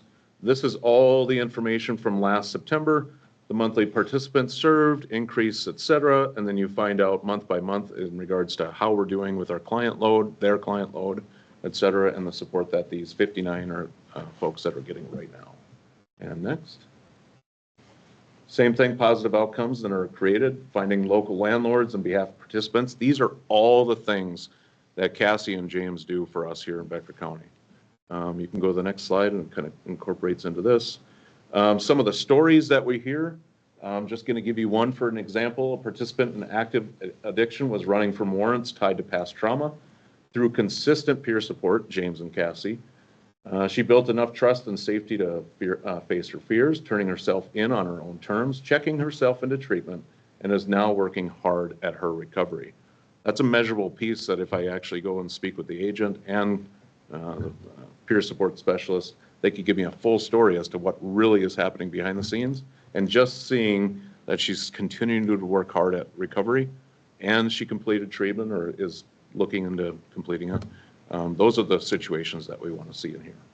Next one, and next one, and next one. Perfect. 100% why this investment matters. 100% of funds directly serves Becker County residents. 0 administrative overhead billed to the grant at any time. 70 participants served across 8 months with outcomes sustained above 75%. As their caseloads have scaled nearly 9 times the size as original. Every dollar of gap funding is documented, purposeful, and bridges the gaps where no other community resources exist. I can't tell these clients just go find a free cell phone someplace with a 35-minute phone card that they can use. There's nobody out there that necessarily does that for these folks. I can't give them a gas card. There's a lot of incentives that come along with working with a project like this that our clients haven't had before. Peer support works. Participants who've lived the experience build trust faster and deeper, often have lasting change. And the results also are showed in reunited families, their first jobs, housing stability, and probation completion, outcomes that reduce our public costs here in Becker County. So one of the things that I want to make real clear is, I keep going back to this, 100% of the funds, the grant is paying for the likes of what Cassie and James and Michelle do. It's not in regards to the F5 corporate conglomerate funds that it takes to support that agency. The work that comes from Cassie and James and previously Michelle is all dedicated funds that directly is helping our 70 clients within the community, and currently 59 right now. So I want, I'm asking the board just to know that without this information being out there before, there may have been a lack of understanding in regards to where does that $216,000 go? And so I think it's a pertinent thing for us to bring to you today to explain what peer support is as a whole, and how it's affecting Becker County, so. Madam Chair, Wade and Brian come to the Sheriff's Committee, and we thought, with the scale of fraud in the government, in the higher governments, we thought it would be, because we want to make sure we're watching the funds also, and I thought this would be great, or we thought this would be great for the board to hear and for us to get more educated, and I think the community needs to see these successes also, so. Yep. And thank you for having us come and present this as well. I think it's helpful to have this granular information sometimes. If you really look at what's behind the scenes in regards to the costs that are incurred, when I looked at it from the fraud lens, there's all the money, there's where it's all going. It was eye-opening to me too, to see that everything is on the up and up, especially with Amanda's unit over at Human Services, who also plays a check and balance. So if I can, it's up to you, commissioners. I believe Adam Martin, F5 project, and I believe he reached out to Commissioner Hanson and Carrie, possibly, if you would allow him maybe 5-10 minutes. Yeah, I do have a Your question time? for you though, Brian. Yeah. Do you have like what the numbers were prior to F5 coming in? Like, were you at that 70%? Were you at the 80%? Were you struggling to stay at 70%, or did you even keep that data? We don't, and that's a good question. So this is in regards to how peer support helped those numbers. Yep. We don't necessarily keep that information from like a data collect. Okay. That's a good question, and in regards to like future, as to where we go with this, let's just say, for instance, F5 isn't part of this. That's some of the information that we would look to keep collecting, and maybe even having a continued peer support model that's still with this, where maybe that is important data for us to keep for us to sharing. So, I mean, I do think peer support is super important and helpful for those to be successful. So it would just be good. The qualitative stories are nice and we love them, but the quantitative numbers are really helpful when it comes to saying, we know that this works because we have these 100%. numbers. That's where our funding should go. Yep. So just, that would be helpful. Well, and Madam Chair, moving forward, we should have that evidence. This peer support is working. We should have the numbers. I mean, you have recidivism rates and Of course. everything from Yeah. past. So, I mean, that should loosely Yep. translate. And The sheriff's department, the sheriff should say, hey, I notice a difference. So we should see it in other areas. It does. We track other things for data that is fully related to recidivism. And so if we put those together, there will be some correlation to Yep. it. And I can give you a full breakdown of every client in Becker County, but it's specifically tied to these 70 Yep. right now where the data is being used. So, yeah. Anything else for Brian? No, well, before you go, I did want to touch on a little bit to backtrack to, if we do look at going to the community corrections model, if we do that, I think it's important to have the buy-in and work together really well, not only here, but the courts too. Wright County is going through this and they're having some issues, and I think partially because they had PTO time, instead of. Instead of sick and. That Yep. translates different, but I don't know if they had everyone on board, and I did reach out to court administration and saying, as a commissioner, just saying, if the judges have a meeting, or they had a meeting, and so I talked to the court administrator and said, if you have questions or concerns, please, get with us. And I think Carrie's reached out to them, and I know you guys have, so they've had that discussions also. So the judges hopefully are looking at this and seeing if there is any concerns that we can get those early on in that if we do transition. So. Yep. Anyway. We've had individual meetings with all of our stakeholders around this. And so just more of an awareness type of thing than anything. And it's support either way that the county decides. Yeah. So, I think it's important to reach out to these and. Madam Chair, Commissioner Nelson, I'm really out of the loop on this. So you said this community corrections model, there's a transition. So you guys are state employees now, right? And correct. the community corrections model, that's, County. you would take them in-house? That's what's kind of happening? Well, that's what we're looking We're at. looking at, considering it. And it would be all the same employees. right? That just, and there's a transition, state statute to say how they do transition over. So, but that will be discussed at our next couple meetings, so, Okay, at sheriff's, in the No, board. in the board meeting, Yeah. okay. Okay. Phil, I When have to answer to you. when does this decision have to be made on this? It doesn't have to ever be made. We can, I mean, it's something that can be made at any time. There's no. But with budgeting, it would make sense for us to do it as of January 1st. If we're gonna do If it, we're going yeah. to We're do gonna it, do it, we should do it sooner than later. right? I think those are questions we can ask when we Sure. dive into it a little deeper. And I remember in our last meeting, sorry, No, I'm done. you had mentioned a workshop, Oh, work session? a work session. Yeah. So I didn't know How about May 26? if 26th yet at another one. 8:30? Yeah. Do, is, can we? We have a put work that on the session agenda? planned for May 26th at Sure. 8:30. 8:30 now to, no, now maybe 2 hours instead of the hour and a half that we originally. Or 3 hours instead of the 2 that we discussed? But that would be We just something want you that- folks to have. It'd be all the something to touch information. base with, Yes. maybe at that. It seems like a really big decision. I think we should, all of us should be pretty well versed. on it. Agreed. Yeah, that's why we said we wanted all the board to Yep. be Yeah. Yep. Yeah, up to thanks, speed thanks up. for doing that. Thanks for Yep. coming in.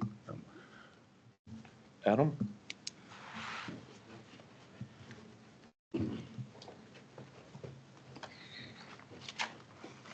Introduce yourself. I don't think everybody knows you here. I came to some of the meetings, so I know. Okay. Well, he's been here before. He's been here before. Okay. Okay. Madam Chair, fellow commissioners, my name's Adam Martin. I'm the founder and CEO of F5 Project. We've been doing services with probation for the last 9-ish months, providing peer support. We also provide peer support all over North Dakota. So we have over 50 employees, 4 to 5 transitional houses or apartment buildings, youth programs, Native American culture programs. We have 2 major contracts with the state of North Dakota called Free Through Recovery and Community Connect. That is probably 80% of our funding through, for all the staff. And so this isn't just what we do here, right? We're everywhere, right? The reason I'm here today is that there was some mention of myself on the last commission meeting that I got clipped and sent to me. And I think there's probably a lot of questions of what's going on with the environment of F5 Project. We've been pretty quiet since January when the media released some articles about us. And when I say media, I mean one journalist. No one else picked it up. There was a lot of opinion in that. And so, and the information that they found about us was us being transparent with our information on our 990s. There was nothing hiding. There was no scandal. There was no fraud, right? 2024 was a wild year for us. We went, in 2022, 2023, we skyrocketed in employees. We went from like 10 employees to 50 to 60 within a year, based off the services that we were providing on those contracts. With that, we grew really fast, and there was a lot of things that we didn't put in place. We didn't have policies. We didn't, we went through board members. We went through, people saying things on social media and media saying stuff about us, and we were just kind of traveling through that. At the end of 2023, I went through some personal difficulties, pretty much a divorce, put my dog down. In 2024, we lost half our revenue with the state. And so when it, on face value, it looks like we were misappropriating funds.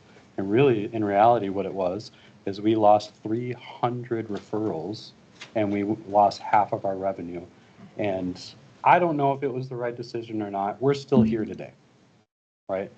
I went out and took out loans. I took out loans from the banks to pay for payroll to keep my staff on while we were doing that. That made it look even worse, okay? I took the risk. There was people that told me not to do it, and I did it anyways. And my hope was that we would navigate through that with enough of that loan money to keep that staff on to get back to where we were, because that's what we were told about was going to happen. It took longer, and so it was inevitable we had to do layoffs. And so 2024 looks horrible. And then in 2025, Jenna, Chief Operations Officer, came on, who knows what she's doing. And she put policies in place and helped me with the layoffs and helped me get everything back into where we were, where we had a $750,000 swing and became profitable in 2025. You haven't seen that yet because that's not public yet, right? And so going back, I took some payroll advances in the beginning of 2024. I did my research, I talked to people, and from my understanding, it was fine. It wasn't loans. There was no zero interest loans. I paid taxes on everything that I've gotten. And I've never made more or less because of the loans. I paid them back through payroll deductions over a period of time. And at the end of 2024, there was still money left over. We had to account for it and be transparent about it. There was only one place on the 990 to put that. That's where we put it.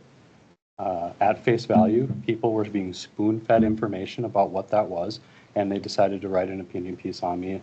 I said, I think a hit piece.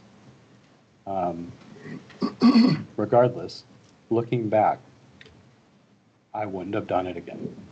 Had I known where we'd be at today. I made a mistake. And we have policies in place to ensure that that will never happen again. And we've been navigating it ever since. And the reason that I was quiet, these articles came out in January, it's May. I've said nothing other than the two commissioners that came to the committee meeting. The reason I've said nothing is that I've been taking opinions from legal, from PR, from the board of directors, and looking back, I wish I would have said something sooner. So I'm here today to tell you, I'm sorry that it came to this. I'm sorry that I made a decision back in 2024 that has created just a hostile view of myself. And I will do, like I have been for the last couple of years, everything I can to repair that reputation. One of the things that I did is I did go out and take out a personal loan at 10% and paid off the rest of that. And so all monies that was ever used for a payroll advance has been paid back. We have a full board of directors. Our license as a nonprofit is fully established. A house that Scott and myself bought to house registered offenders, the reason that we did that is because no one else was willing to do it. And we had an opportunity to contract with the state of North Dakota and help with that revenue and get us back to where we were at. So Scott and I took the risk. We bought the property and then transferred it to F5. F5 owns that property now. We have no properties that we're renting to F5. Money's been paid back. The house has been transferred. We have a full board of directors. We have policies put in place. And we've been good stewards of every single grant and every contract, and every dollar's been accounted for. And so I just wanted to come and say my piece because I know a decision's going to come soon about if F5 is going to continue in this. And I assure you that, Cassie and James, man, if there was a World Series or a Super Bowl for peer support services, they would win it every year. And I will back them every day of the week. So if you decide not to use F5, take them and put them on staff. So I appreciate your time, and I'm open to be as transparent as I possibly can with any questions you may have. Madam Chair, thank you for coming here. Yep. When I first was aware of that, and I never thought there was anything. I mean, I read the articles, and how I interpret it is it was a poor business decision, but I didn't see anything criminal. It's intermingling that is a difficult line to walk. So I did, you have those concerns, but I tell you, Brian and Wade are selling your program more than anything else. I mean, they are so. I mean, that's who we have to rely on. So in the previous committee meetings, they answered the questions that we had in Sheriff's Committee. So we were very satisfied, but we want the public to see too that we are looking at these things and we are confident that this relationship is doing well. So that's why we said maybe show the board and the community that we believe this is still a good project. So were there questions? Absolutely. I mean, if I would be a fool to say that we didn't have any concerns on that. I mean, but I did not ever think that there was any malice in what you're doing. I thought it looked like to me just difficult decisions that you had to make at the time, and they weren't probably they don't, like you said, they don't look real good if you see them on the surface. But thank you for the explanation. I wish your board well in following these policies in the future, and I think the numbers that were shown here today show that they're very successful. So I'm hopeful that we continue this relationship and as we move forward. So, but thanks again for coming here. And Brian can show the numbers and show how good it is, but you know, sometimes we've all made dumb decisions. I mean, we could have made Speak for better yourself decisions. Well, I've made more than my share, I can tell you that. So I might have made a couple. Thank you for being Yeah, here. yeah, thank you for coming, appreciate it. And yours is a difficult job. I mean, and even with your employees, the stress that you guys have, just like our human services, because you're not all successful, and you get emotionally tied to clients, and when they fail, it hurts. And so thank you for all the employees that work for you too. They're not easy jobs, so thank you. Madam Chair, Adam, thank you for coming in. I'm glad this worked out and you could present that. I'm really glad you mentioned the housing because that was a question that I was going to ask, and thank you for answering that. Thank you. I just want to say, and I say it every time Brian comes, I know how important that peer support is and the clients that we work with having a person, and F5 is providing that person for our clients in Becker County. So I appreciate the work that your team is doing. Yep, I greatly appreciate it. I remember when you guys were at the city police station, we were at that first meeting, that I was impressed, and I'm still impressed. So. Madam Chair, if I may. The relationship, and this is the feel-good stuff, and worth it, but the relationship that we have with the F5 project has been nothing but amazing, okay? I have asked Adam to come to this forum, commissioner meetings, on many occasions when this broke. Because of the relationship, and when I see in the paper that Becker County is named in a thing that's not even relevant to us because of the tie with the F5 program, and it says specifically Becker County probation, that was a worry for me. Okay, I want to make it real clear that was a worry for me at the moment. And when Adam and everybody else started to provide the information behind the scenes, it started to make more sense. Adam didn't come here today without a little bit of Brian pressure, I think, to say now is the time, because Commissioner Nelson, Jepson, all of you deserve the answers to know the stuff that we knew, but he was taking advice from his counsel to not say the simple thing that he just gave you here today. And so sometimes that stuff can kind of get in the way. And my biggest piece is I didn't want their silence to continue this trend of, well, if they're not saying anything, so something's out there, right? That's our biggest thing with this. And I do want to specifically thank Adam and his team for continuing to do what he does for Becker County, because this is game changer for probation. It just is. And I think that's what we saw at our sheriff's committee meeting, behind the scenes that nobody else here. We heard some of these things before today, and we just wanted Brian to show the success of this program so the community sees the success of F5 in Becker County. So, and he's here on his own. I mean, we didn't ask F5 to present today because but thank you for being here again and supporting this program, because it is, as we see the numbers, it's doing great. So. And we are the first county in Minnesota that they are working with. So I'm happy and proud to be that pilot project for the state, and hope that you can grow in Minnesota just the same as you have in North Dakota. So. And Madam Chair, it's not only that, it's the first peer support model that's directly in a probation office. Nice. Typically, it's tied with human services, where it's a totally separate piece. This is the first. That's why I get the corrections chills of how cool this is of an opportunity that's been provided to us by all of you. I have said this, I think I said it at one of the meetings, I don't remember where, that every year at the AMC annual conference, they recognize counties for projects that are unique. And I really do believe that this is one that we should throw our hat in the ring to try to get that award, because I do think that this is a project that we need to be proud of and talk Yeah. about the good work that you are doing, not us, that you guys are doing in Becker County.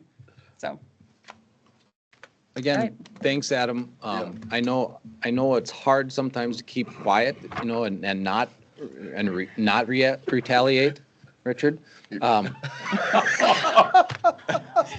But, See what I have to live with here, Adam? but it's the Thank best, you. Put a fence between you. it is the best, it's the best policy to let time lapse, and then you can show more facts and show, and it makes you a better person, and makes you a stronger person getting through these events, so. Yeah, I appreciate that. I'm just really grateful I'm not a township road.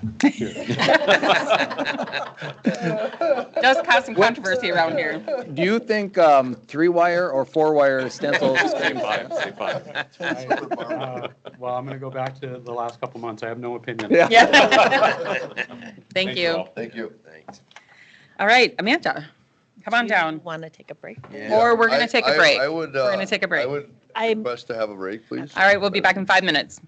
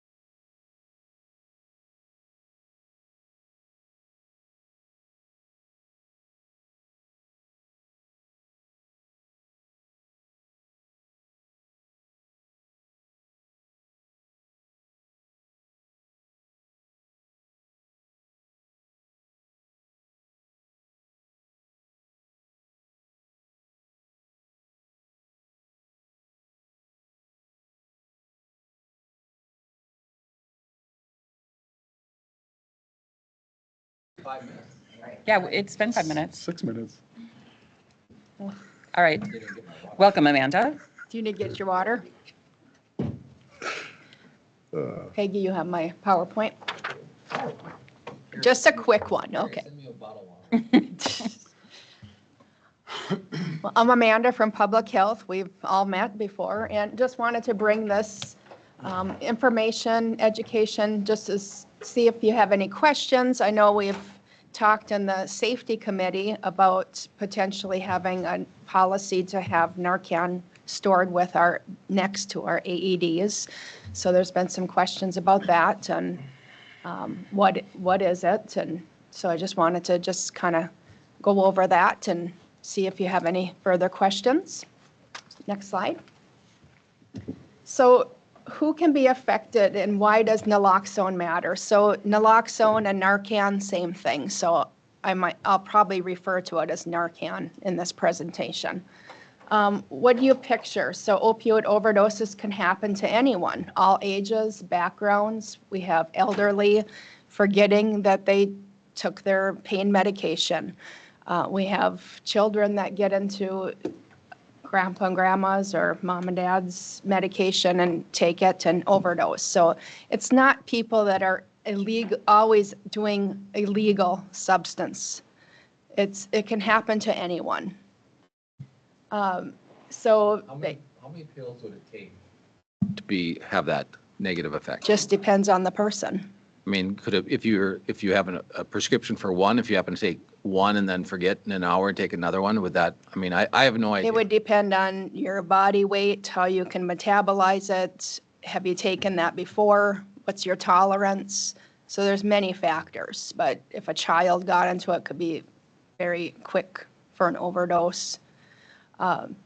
So does naloxone enable our community members? Does that say, oh, we have naloxone, that's a safety net, I can use more? No. There is no research showing that naloxone enables people to use more substance, that it does not show that it increases opioid misuse. Naloxone saves lives. It's a harm reduction tool. Think of it as like seat belts or EpiPens. We don't need it always on a daily basis. Well, we do use our seat belts daily, but I was gonna say, Yeah, I'm only gonna use a seatbelt when I'm gonna have a crash. We do, but in EpiPens, but it's critical in an emergency. Hope Shane sees that. If I'm not wearing a Yes, we We're do blaming use on our you now, seat Amanda. belts daily. I'm not having a crash today, so it's not. Yeah, that shouldn't have been in there. So, okay, next slide.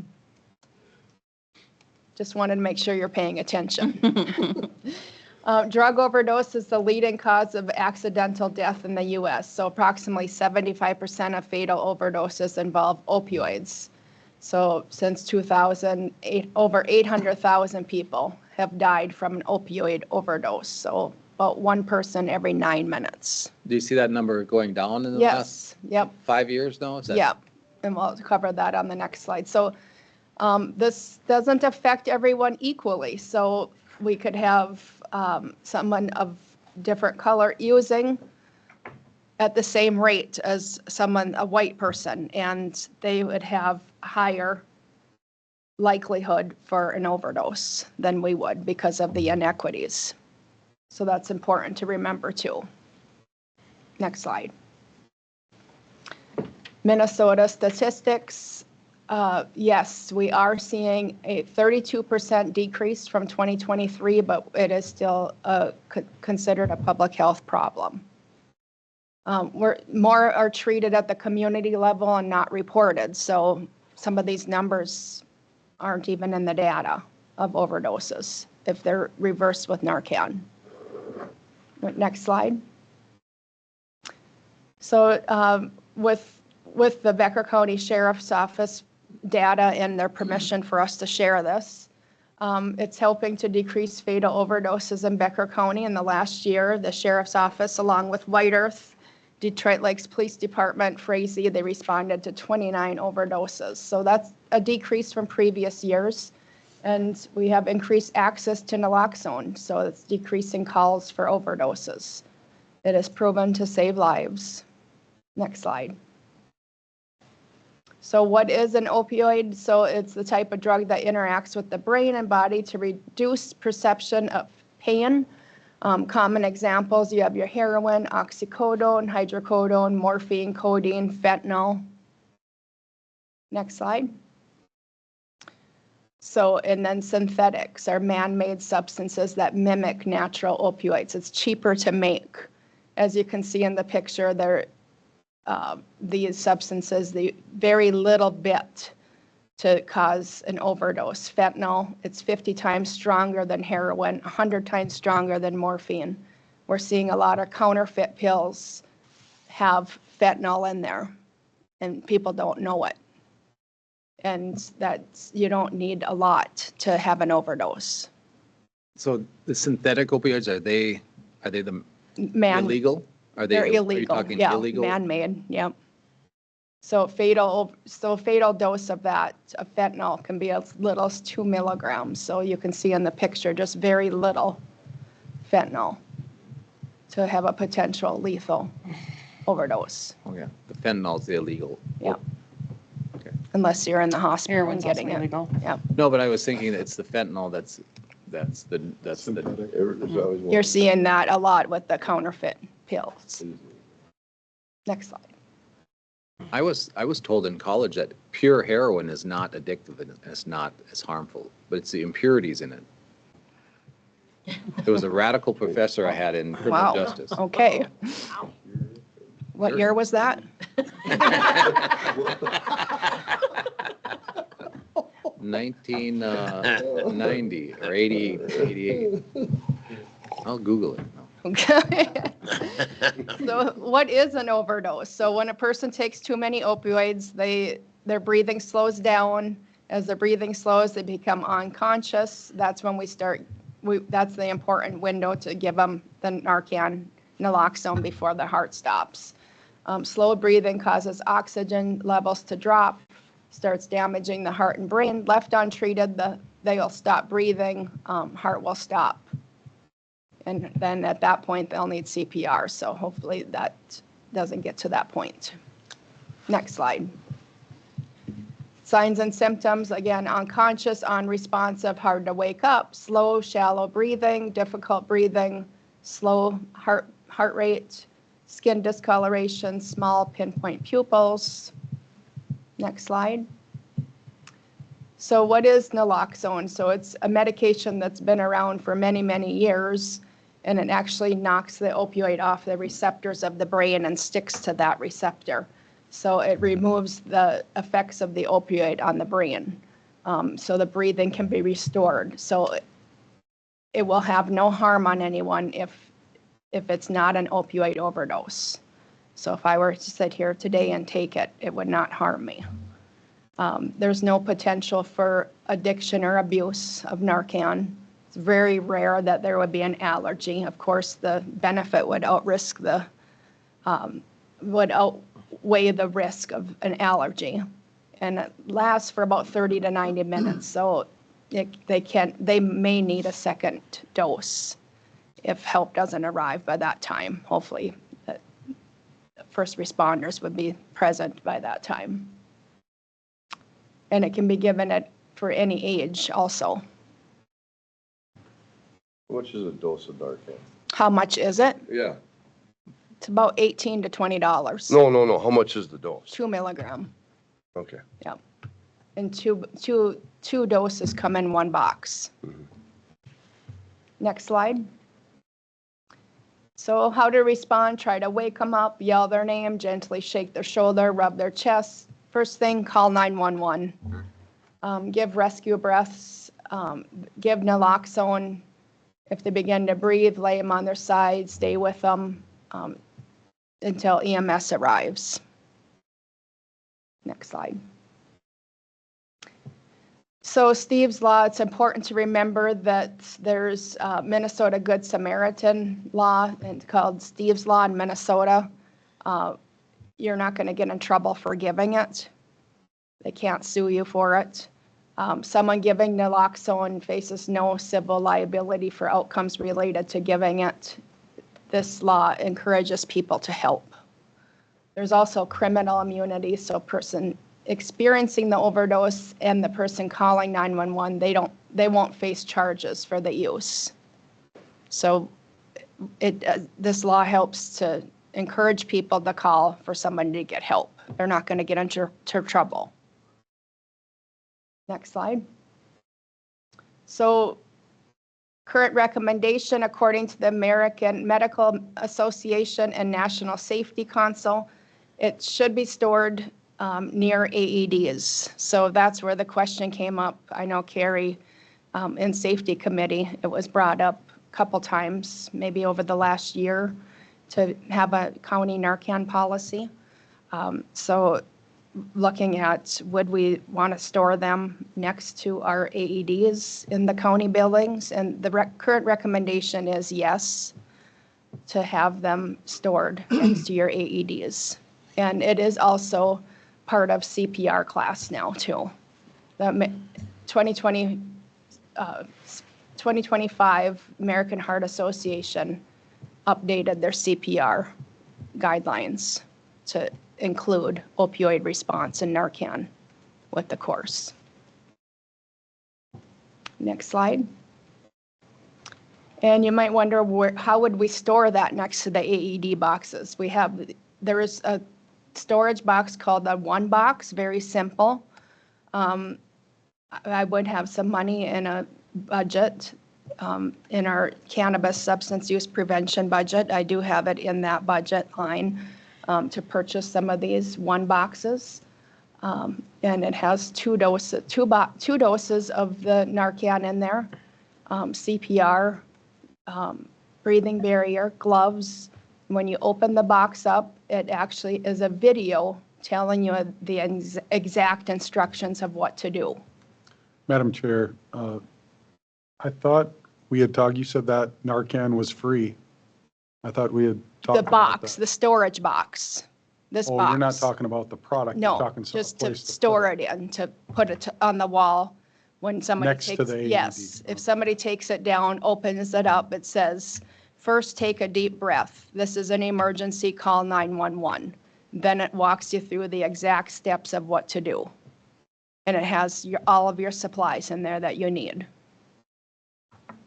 How much is it, a video or is it just It's a video, yes. you open that up and there's a video in there? Yep, you can play the YouTube video if you want. It's just to give you an example of what it looks like. Madam Chair, Commissioner Barber, you know, the AED, it's got where once you pull them out, it says, let things charge or something like, it kind of gives you, The tells you AED what gives to you do. exact directions, but if you suspect an overdose, this would be an additional tool that you could use.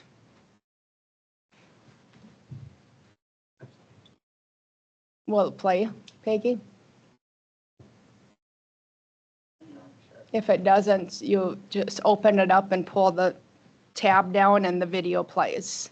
There's a lady on the video that's talking. That's all right, we don't need to see it. Okay, No, it's 2 minutes. No? that's what it looks like, just of the lady talking.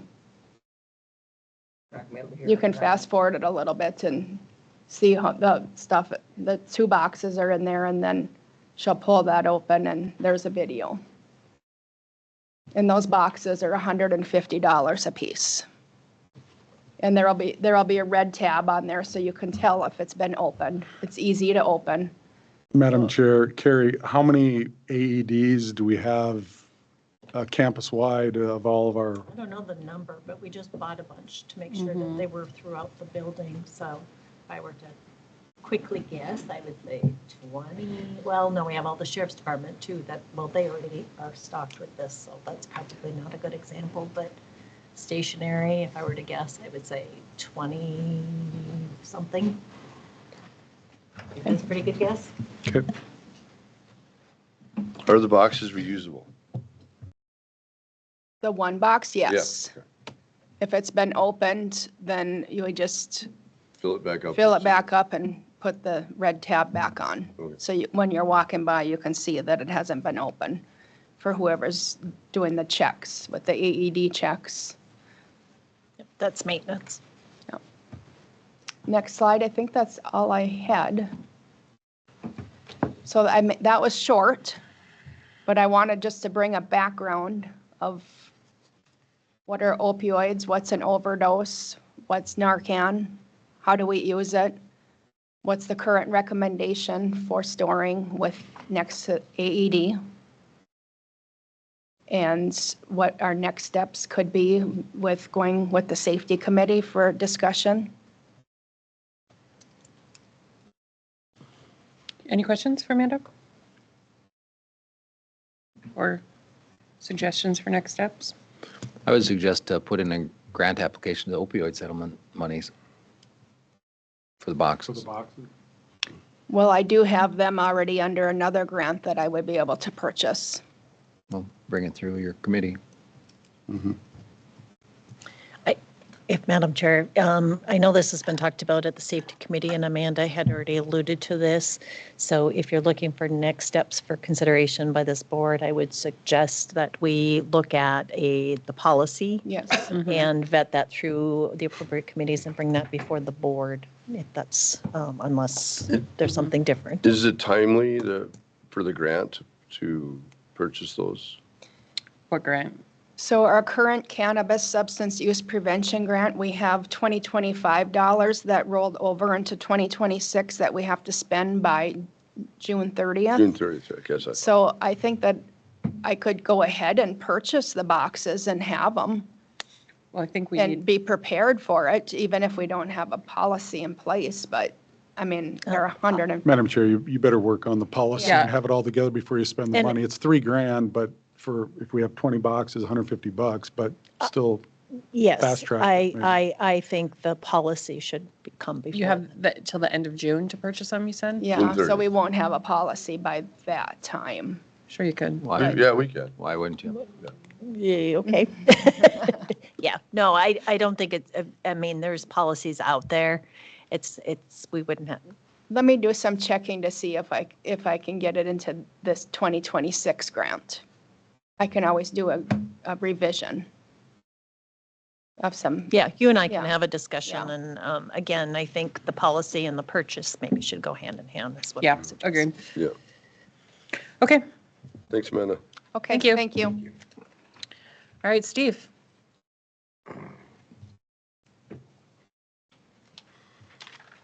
Morning. Morning. Morning, Steve. I have a request to hire a full-time truck driver. Here's some more additional background information. Personnel request. It's going to expand on what I put in the packet. Thanks.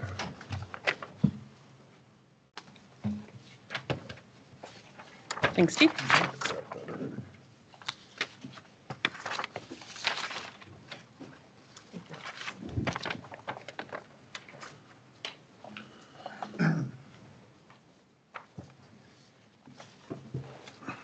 As we've talked about in the past, we began a source-separated organics program, and also the last number of years, the county solid waste, just because of economic activity and whatnot, the amount of solid waste generated in the county has slowly been increasing.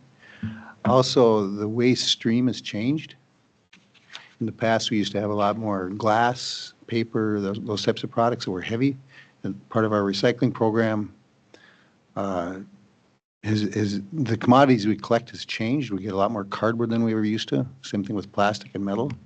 And as a result, the tonnages that we are actually collecting for recycling has been relatively flat, but the amount of time that you spend servicing our dump sites or drop sites has went up because we're collecting a lot more cardboard than we used to. And that's just Thank you, Amazon. Exactly. Year over year, if I looked at the same time frame last year to this year through the middle of April, we're collecting 40 tons more, which doesn't sound like a lot until you're picking it up with a truck, and you know, a ton of cardboard takes a lot more to pick up and service than a ton of glass or paper. So our costs to service our public recycling sites has went up, and then we also got into the source-separated food program, which is growing. We have a number of businesses that have started doing that, as well as at our public drop sites. And that's been successful. When we started last fall, in the first collections, we were at about 3/4 of a ton, and now we're collecting 2.5 tons a week. And I expect that to continue to increase. And what it's done is it's allowed people that participate and do that, particularly in the cities or where there's more population, by doing that, they're reducing their waste stream. They're recycling more. Some of them I've heard people cutting out their trash service just because of that. They can bring in a bag occasionally to our transfer station site, and so they're cutting out cost. Currently, we have for transfer drivers, we have one full-time driver. We have 2 recycling truck drivers that are out there 40 hours a week. We have 1 driver that we move around depending on when we need them, either as a transfer driver in the summertime, because most weeks in the summer we have 2 drivers hauling waste, sometimes 3 days a week, or 3 drivers. Then our backup has been to use our mechanic or our managers. And as you can see in here, in this information I gave you, 2024, we paid out 382 hours of overtime, and that increased up to 739 last year, and I expect that to increase.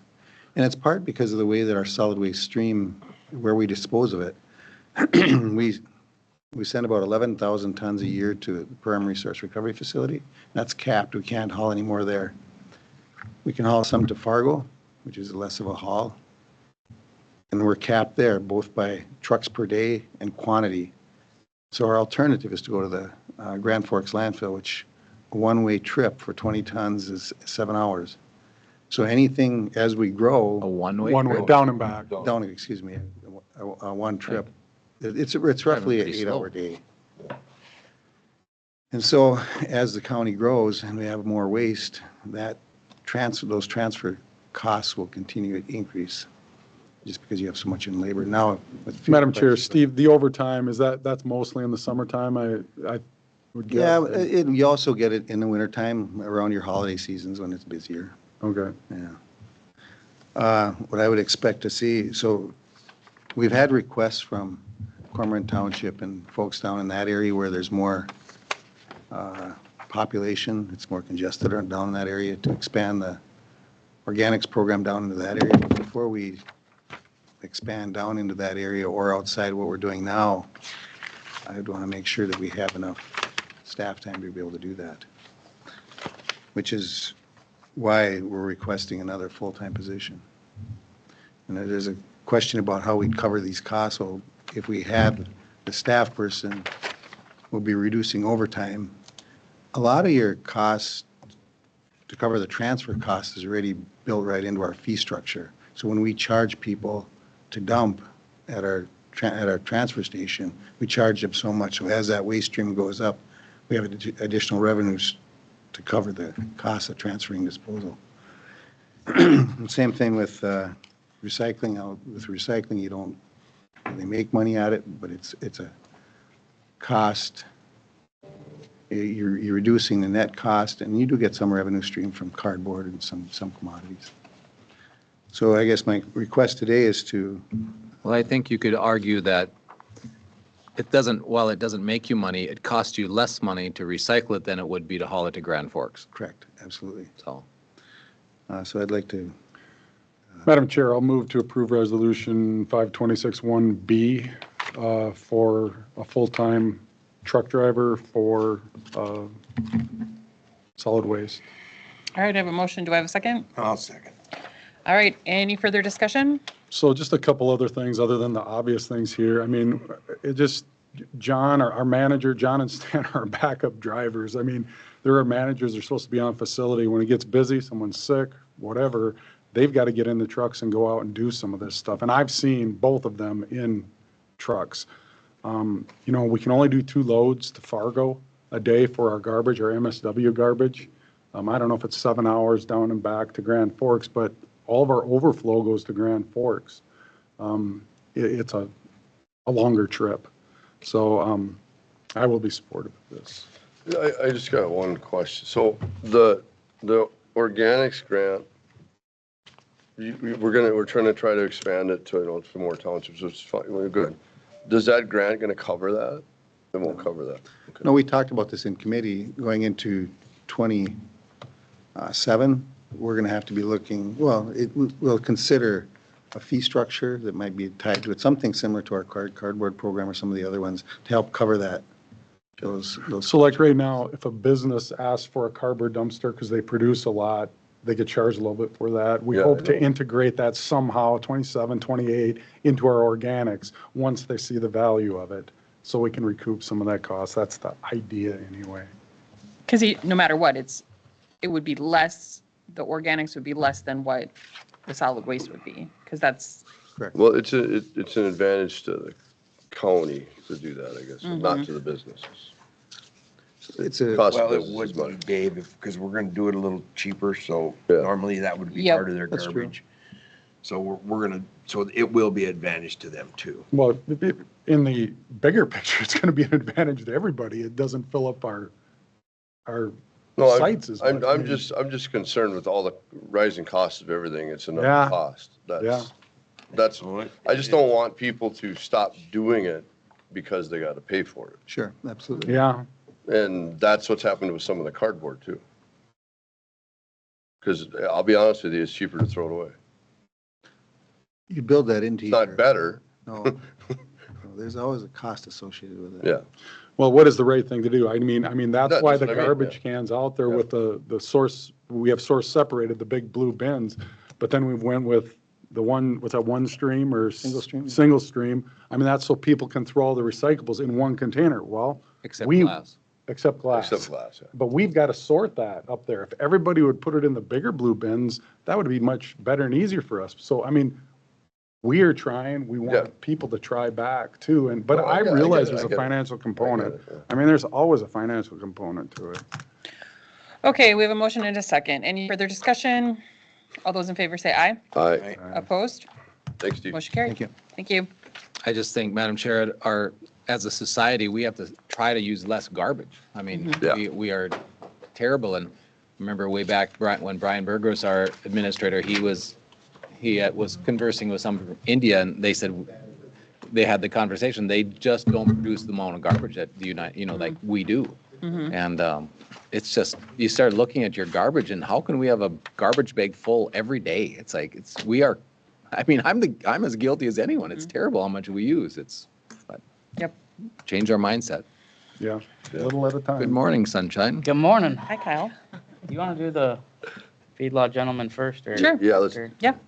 And you guys, you got a 5 hour Asking drive, me. take a day out here sooner than later.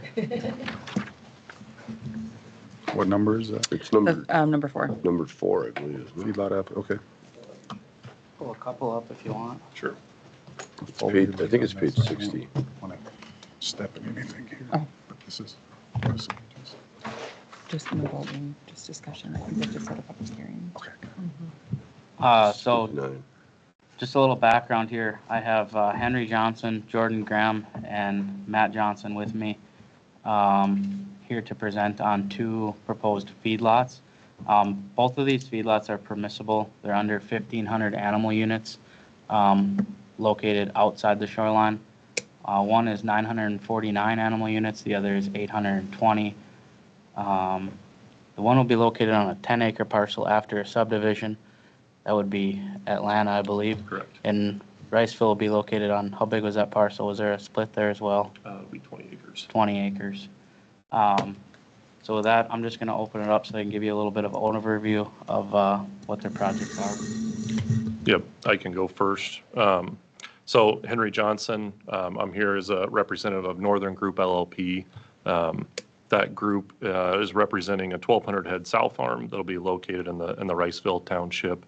We're working with landowner Eric Zern on the property. It'll be 950 animal units, like Kyle said. And the current permit process is going through MPCA and is pending MPCA approval. As far as the construction timeline, that would be set to begin at the end of the month, pending the permit approval, of course. I'd just say on the location and why this area in general, less hog density is a really good thing from a disease standpoint. So it provides a great chance for our animals to stay healthy, which is critically important to the success of the operation. And then I just wanted to make a comment too, from a local standpoint within the county, that for the project, we do plan to utilize support wherever possible, such as hiring locally utilizing local co-ops for utilities or energy, and then local feed mill as well that's going to be sourcing grain locally. Yeah, and I'm Jordan Graham, representing Northern Lake Partners. Similar in what we're looking to accomplish, but we'll be proposing building a swine grow finish facility. It's 820 animal units, I think, was what it was. And this would also be, for the reasons that Henry gave for our location would be, high health is really important to us in our the animals we'll have within the facility, and also looking to staff facility locally, if at all possible, and utilize feed and energy co-ops within the area. So we just need to set a public hearing? Is that? Yeah, so my understanding from talking to the MPCA through the permit process is there's really two components to the good neighbor notice required by MPCA. So one of those is a public notice that's circulated. And so we have done that through the Frazee newspaper. And then the second one. Frazee newspaper? Correct. Did you say? Yep. And then the second one. Not a good publication, in my opinion. Is it, I was going to say, isn't the Frazee paper, I don't think goes to that area? There's no one reading the Frazee paper in those townships. Because the townships we're thinking is the northwest. Yeah, it'd be like you and Hitterdall, you sure it was Frazee? Yeah, for the newspaper, yep. I apologize. I just thought that would cover the requirements according to the MPCA for it. I don't think it doesn't serve that area. I don't think it does. Okay. Well, I can double check on that and make sure that. But also, with that notice, you had to notice every landowner within 5,000 feet of the site itself, right? We have to provide public notice and through That's the what paper. this says that this is doing. Yeah. This is doing this, yeah. And then we have. So you're gonna have a notice by newspaper, which I agree, Frazee is probably not the best one, but you're also gonna have a notice to individual landowners? That's what. The publication shall constitute. Notice, so the MPCA for every feedlot requires good neighbor notice. Northwest. Publication shall constitute a notice to each risk. And, Each there is the ability to provide certified mail to some of the, close landowners within that 5,000 feet. Typically know the notice rather than sending certified mail to every single landowner. The other option is having a good neighbor notice in the newspaper. And so that's typically the route that most people, I think we'd want to redo that. I agree. Put it in the Detroit Lakes newspaper then? I would. Maybe. Does Ulen Hitterdall have This one? is least Detroit Lakes. Ulen has a. Ulen has haulage, yeah. Okay. Yeah. Those neighbors should be notified. How Well, far are you talking? I want to, we better clarify here now. This is just the public notice. This isn't anything to do with the county's permit process. We don't have anything. Because they're under the threshold set by those new feedlot numbers a year or two ago. Mm-hmm. We raised that from 500 to 1,500 outside the shoreline, that you could establish a feedlot with no conditional use permit. Just go through MPCA. The MPCA is the permitting authority. Mm-hmm. We've held these before in the past. I don't know, we've had Jenny O here and I can't remember who else. But normally it's an expansion and they're not meeting our requirements either. Basically, my understanding is the MPCA, they don't have a public hearing process. They don't have a council, they don't have a board, they don't, so. Madam Chair, Kyle, what decision does this board You don't need? have a decision. So this is just informational? Yeah, we just. Yes, you're holding a public hearing on behalf of the MPCA. And like I said, we've done others in the past. They don't have a way to do it. Mm-hmm. so there's the two notification requirements that Henry mentioned. So all feedlots go through the good neighbor notice, and that's the, either sending the certified mail or the notification through the newspaper. Becker County is a little bit different than some other counties because it's non-delegated, so, permitting goes up to the MPCA. And then in a non-delegated county, one of the requirements is that you hold a public meeting. And so there's kind of two different ways that you can do that. You know, the more typical way is something like this where you use a county board or a county planning and zoning committee meeting as a forum for a public hearing. And then the process is to show the MPCA that you did that is you have the agenda and then basically the minutes from the meeting, and then you provide that to the MPCA, and then that checks that box. The other option for the public meeting, which is less common, is you host a kind of a private, quote-unquote private public meeting where you host it yourself. And then, under that scenario, you would also put a notification in the newspaper saying, we're going to hold a public meeting about, this project, it's such and such a time, at such and such a place. And the MPCA also considers that to be sufficient for the public meeting. Madam Chair, if we're not I'm glad you guys came in and told something that's going on in our county, but if we're not making a decision, we're holding a public hearing, people are going to comment, the MBCA is going to be the deciding body. Are they going to be here? They have all the, no, they never show up. They have all the responsibility. Our office or administration does nothing with the notices. We're asked to put them on an agenda, and that's what we do. So we're going to take people's complaints and there's nothing we can do about it. Nothing. The only thing you're doing is making a record for the MPCA to basically check a box. They take your meeting minutes and your agenda, and that goes in their packet. I would imagine if we made our policy to lower the threshold, we would be a decision maker. You would be, yes. So if we wanted to lower our threshold for animal units for permitting, we could do that. Madam Chair, Commissioner Nelson, Kyle said the county just raised that threshold, Right. so Yeah, we we just raised didn't it. have to. I'm just telling you that if you want to have more. Oh, yeah, this is all new to me. Just went through that. I mean, just to Mr. Hanson's point, it would be two ways, one would be to lower the threshold.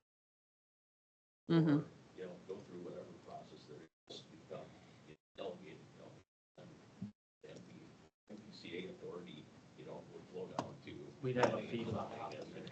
Yeah. Yeah, Madam Chair, I just don't look forward to someone coming in here and chewing me out when I can't do anything about it. They also have, Simple, you're not the authority, you're holding. So we're doing it on behalf of They're the also- MPCA, which won't be they're here. also mirroring That's the not- number of animal units on our map, right? There, Yeah. it's, On the so, new map? yeah. So that AG1 is, majority of the county. AG2 is the intense animal units, and this This is doesn't- located in AG1. okay. Correct. Okay, so is it our responsibility to make sure that anything has been done? Nothing, just set the public hearing? I think our comments today about this, the Frazee paper's not appropriate. Local newspaper would, I imagine they'll go and, if that's the case, they'll correct that and they can show that to the pollution control that they've met that threshold too. Yeah, and I would say happy to correct that. We'll follow up with MPCA on that too, just to make sure that we're okay, but we'll plan on running another notice. in the Now, Frazee is paper. southeast of Detroit Lakes, and Yep. we're talking Northwest. the farthest northwest corner Yeah. of the county. Yeah, So, no, and we're happy to rerun that notice and do that. I think from my understanding, as far as what the MPCA wants and in communication with them, this meeting would suffice as public meeting. I think a follow-up meeting is optional, but I understand, this isn't probably a normal process for you guys, just with being a non-delegated county with not a lot of animal feedlot projects and permit process. So I think it'd be optional if we wanted to do a separate meeting, but open to input. I mean, if the notice was, What does your notice say in the paper, I guess? did the notice It doesn't- pertain to this meeting? No, it doesn't, does it? We had the notice, it was pulled up at one point, sorry. Essentially, the notice is a description of the project and the location of the project. Yeah. It doesn't say there's going to be a public hearing. Yeah, well, it says we were supposed to set a public hearing. That's But a this can be mistake? a public hearing. This is it. this is what's in the board packet. Yeah. Madam Chair, the conversations that I had, and Kyle, you can correct me if I'm mistaken, what I had suggested is that they come with information today and that this board potentially could set a time and date on behalf of the MPCA for a public hearing. And I was suggesting, our next meeting, which then that would be published as a public hearing. That would be published on Saturday, the 9th, and that would give you exactly 10 days to your next meeting, which 10 days is a typical notice for a conditional use permit. I think that's adequate, being you're not making a decision here.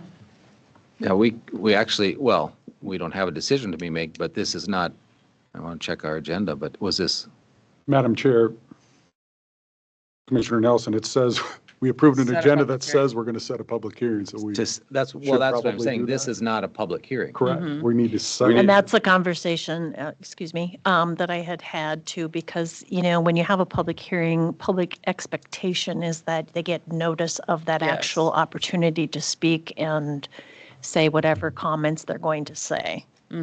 That's why I suggested the route that I would I've agree. already spoke about. Yeah. So shall we set a public hearing for our next June board 2nd. meeting, was it 19th? May 19th. Yeah. Do we have a motion? I'll move to set that public hearing, 9 a.m., 9 o'clock? 9 a.m. 9 a.m. Make sure it's on behalf of the MPCA. Yeah. Yeah.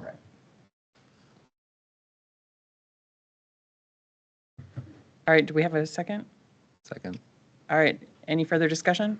All Well, those in- Madam, just to clarify now, I'm not sure what the requirements of MPCA are, but they may have met the requirements They of the may have, yeah. MPCA by being here today and presenting this document. Now, They- we will choose to hear any information from any citizens that want to talk about this, and they may or may not need to be here. I would assume that they Madam might Chair, want to. and that is because we said we'd do it in our agenda that we just approved, right? So what I'm saying is, if you don't show up, we will forward out any comments or concerns directly to the MPCA.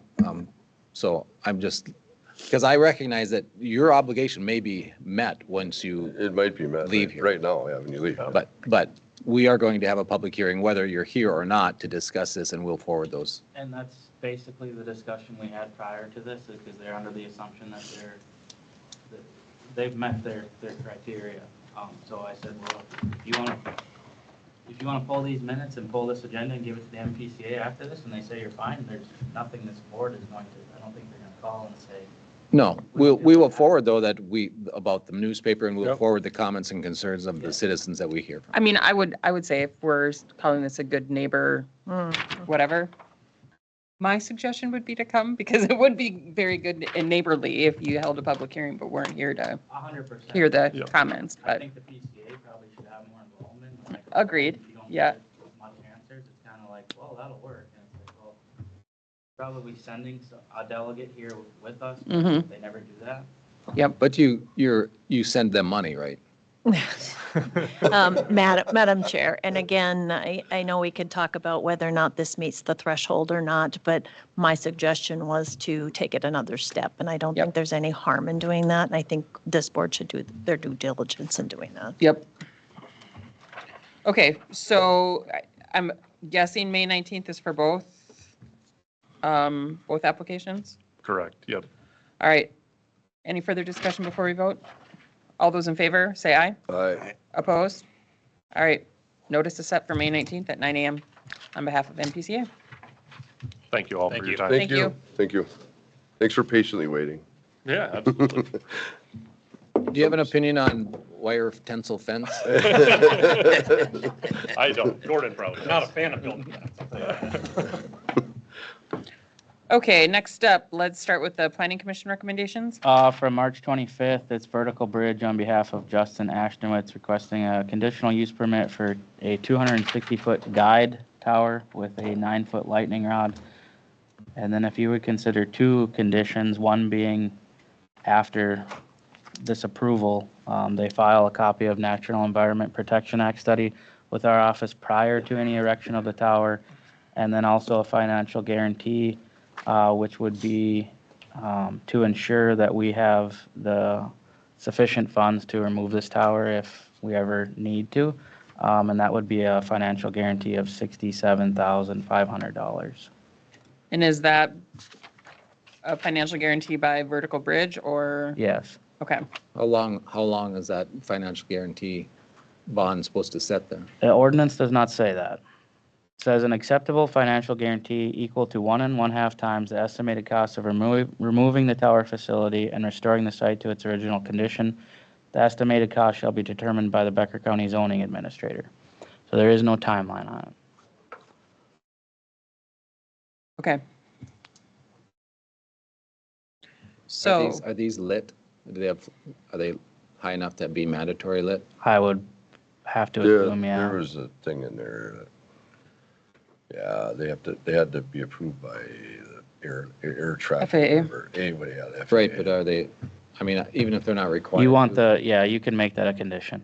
I would just suggest that because I'm not familiar with the FFA or FAA Because there was one down in requirements. Cormorant that wasn't high enough to require lighting, but we required it anyway. oh, sure. I thought it said in here. It does say with a 9-foot, oh, that's lightning rod. Sorry. But Well, I'm ready to make a motion to approve everything with the conditions. I just don't know how long you want to mandate them to have a. Forever. It would be hypothetical to guess when this tower may ever come down. I've never seen one come down. So Are we doing, I mean, do we do that on other buildings? Life of the tower? Do we do that on Gary's Furniture and Frazee that we spend all kinds of money on tax forfeit? no, but our ordinance requires this. But it doesn't have a time, so it's 1 year, 2 years, 5 years? I mean, I can't see putting a 50-year No. perpetual. Right, I think it's open to your discretion how long. I don't know. I know the thought, but we can't put, I mean, we have a lot of commercial buildings that we've had to look at the Swift plant that we. Mary, you got an idea? Yes, and Gary's Furniture was in effect until the building was down. Here you're putting something up. No, but this is, yeah, I know. Yeah. How do, you can't require a commercial building to be reliable for the demolition if you go broke. No, but Kyle, did you say you don't know if these will go up this year? No, they're going up. Maybe upon completion? Or is this? No, it's to remove This is it's if to it- remove and restore the site. So that's why I said life of the tower, because I have no idea when this will come down. Well, I mean, maybe these are looked at different. If it's in our zoning, that, I say for the life of the tower. Jerry? Say for the life of the tower, Jerry. Agree with me. So do they have to have financial capability, so do they have to, like, bond, they have to have this money set aside for the whole? It would be a bond. Okay. Will that I mean, bond- what would will be the that- purpose of it if we're not gonna? I don't know what else you'd lifetime get for a insure? financial guarantee. It's going to be a note, right? So that's, I mean, that's a lot of investment for lifetime of the tower. I mean, holy cow. Yeah, is that costs? Yeah, that costs Well, Well, what do you think it costs to put up? a lot more than that. well, I don't know, but if they gotta have a bond for that long, how does a bond? I'm sure the you know, insurance is every crazy. year that Yeah. you would pay that The only bond. thing that you're looking at is if the company goes broke. I mean, because if it's still a viable company and they abandon it, they're going to be liable for it. A lot of the times it gets even confusing there because you have co-location, so you have multiple companies in here. That's why you don't see them come down to my knowledge, but we Well, made, you did you take charge that one them down every at year for it. on that tax forfeited land? Did that one come Well, they're down? That's about the getting only paid one on then? it though, aren't they? Isn't this a tower for like a It cell is, tower but I or mean, something? you So they're know, getting, I mean, that, I don't know. I hate to see them pay every year Yeah. for how Yeah, I many do years. too. That doesn't sound good to me. Well, perpetual, it just seems, that just, how do we track Make a it? note Do you for track our it? Do you zoning change- ordinance review. Do you change the value of that every 5 years because the inflationary costs? Oh, that's what I asked the guy today. I'm like, I don't really want to inflate this on you, so what would it cost today? And he said 45 grand to take down. So it's 1.5 times that. I don't know what, anyone, do you have an opinion on it? Huh? I don't know what. I don't know. I just think lifetime. Don't have it? Madam Chair, does this action don't have an require opinion? immediate attention, or could we hold off, gather a little more Well, information? no, we need to move this forward. Yeah. And it's one of the conditions. I'm sure they'd like to get started. Well, what I would like to do then is make a motion to concur with planning and zoning with the conditions set forth with the lighting and the two conditions that you said. And we can review how long the bond will be required. Okay. Right now, it's perpetual, but I think we need to review that to see what we should look at. I mean, because that's not realistic. I just don't think it's realistic to have a perpetual bond requirement for a business. I don't think it is either. Is that your motion? That's my motion. I'll second.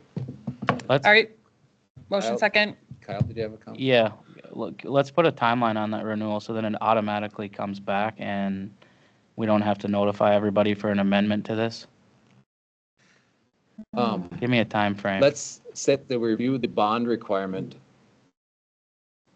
Upon within the completion. year. Yeah. Within a year? Within the year, Yeah. we'll review the bond to determine the length of requirement. Yes. I'm good with that. Okay. Any further discussion? And if we don't make a decision, it will lapse at 1 year. Yeah. If that works.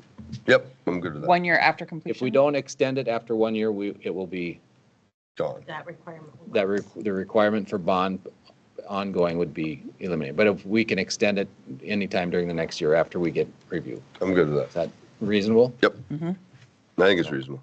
All right. All those in favor say aye. Aye. Opposed? I'm going to say no.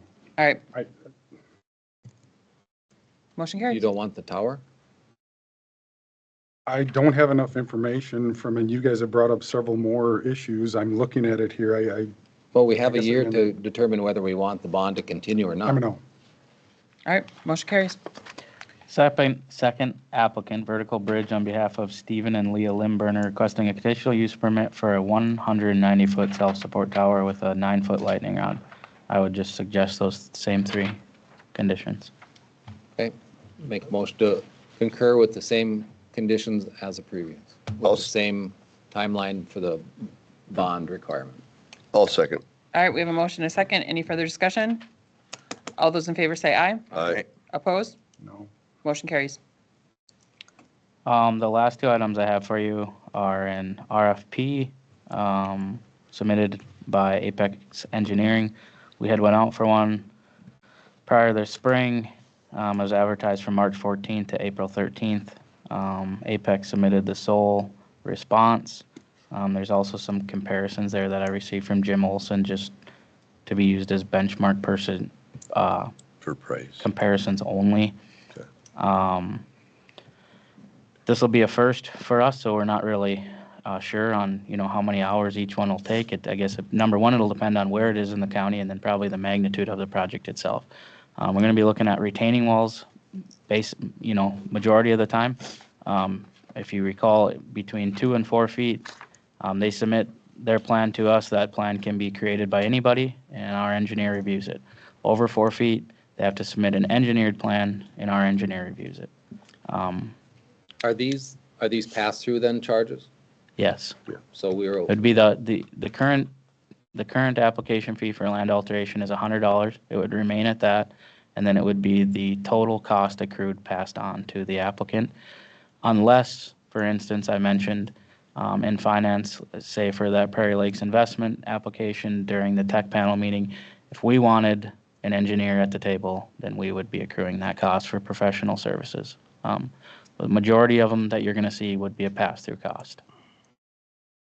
So that was, and we also talked in finance, I was considering a contract in the beginning, but I don't think that's necessary. It's just like our legal, As needed. yeah, the legal services we get ongoing as needed. We can change it any day. We could change here again. We just basically put this RFP out for transparency. Yeah, and I think every few years you might want to open it up again too, but I think it's just like would be I think the city they use a specific engineering firm. And it is this firm. Yeah. So I think it goes well. I think the input that we have from Mr. Olson, and the review committee is invaluable, so. Or is valuable. It's valuable. Not replaceable. What is invaluable? Not replaceable. So do you want a motion or just to concur that, I think definitely a motion on the resolution, right? But the other one I think is. oh yeah, we have a resolution, fees first. For the fees, Yeah. yep. The RFP for engineering services, I guess that's up to you. Madam Chair, I'll make a motion to approve Apex Engineering as an, Kyle, how do you want that as an outside engineering Yeah, source, professional service, yeah. professional service? When Is that available. enough? When available, Yeah. when available. When available and appropriate. Yep. All right, we have a motion. Do we have a second? I'll second. Any further discussion? All those in favor say aye. Aye. All right. Opposed? Hey, did you get all that? All right, motion carried. Then we have So what's- resolution 526-1C for land alteration fees. And this is really just to show that the fees for that engineering service will pass through to, Madam Chair, I'll approve, or I'll move to approve Resolution 526-1C, the land alteration fees. all right, I have a motion. Do I have a second? I'll second. Any further discussion? All those in favor say aye. Aye. Opposed? Aye. If Phil can vote against stuff, I'm voting against. Madam Chair, Madam Motion Chair. carries. Madam Chair, before you adjourn, I just wanted to inform the board, and I may have said this before, but this Thursday, I believe it's at 9 o'clock, is Whiter State of the Nation. So I just wanted to let people know that in case you would like to attend that. Where's that? I'm out of town. It's at the casino. That's all I have. Okay. Anything else? I would make a note that, I'm gonna probably tell the MPCA they need to be here going forward on those. I think so. Yeah, I think they Because should. again, there's no responsibility from us and we're not familiar with their requirements. Yep. They're friendly neighbor notices and things like that, so I think they should be here. I think that's a we good owe idea. that to our constituents. I mean, they come and complain to us and we don't even make the decision, yeah. At least, yeah, make it available. Thank you, Kyle. And they can speak to some of that unknown stuff and. Mm-hmm. All right. Any other business? Adjourn.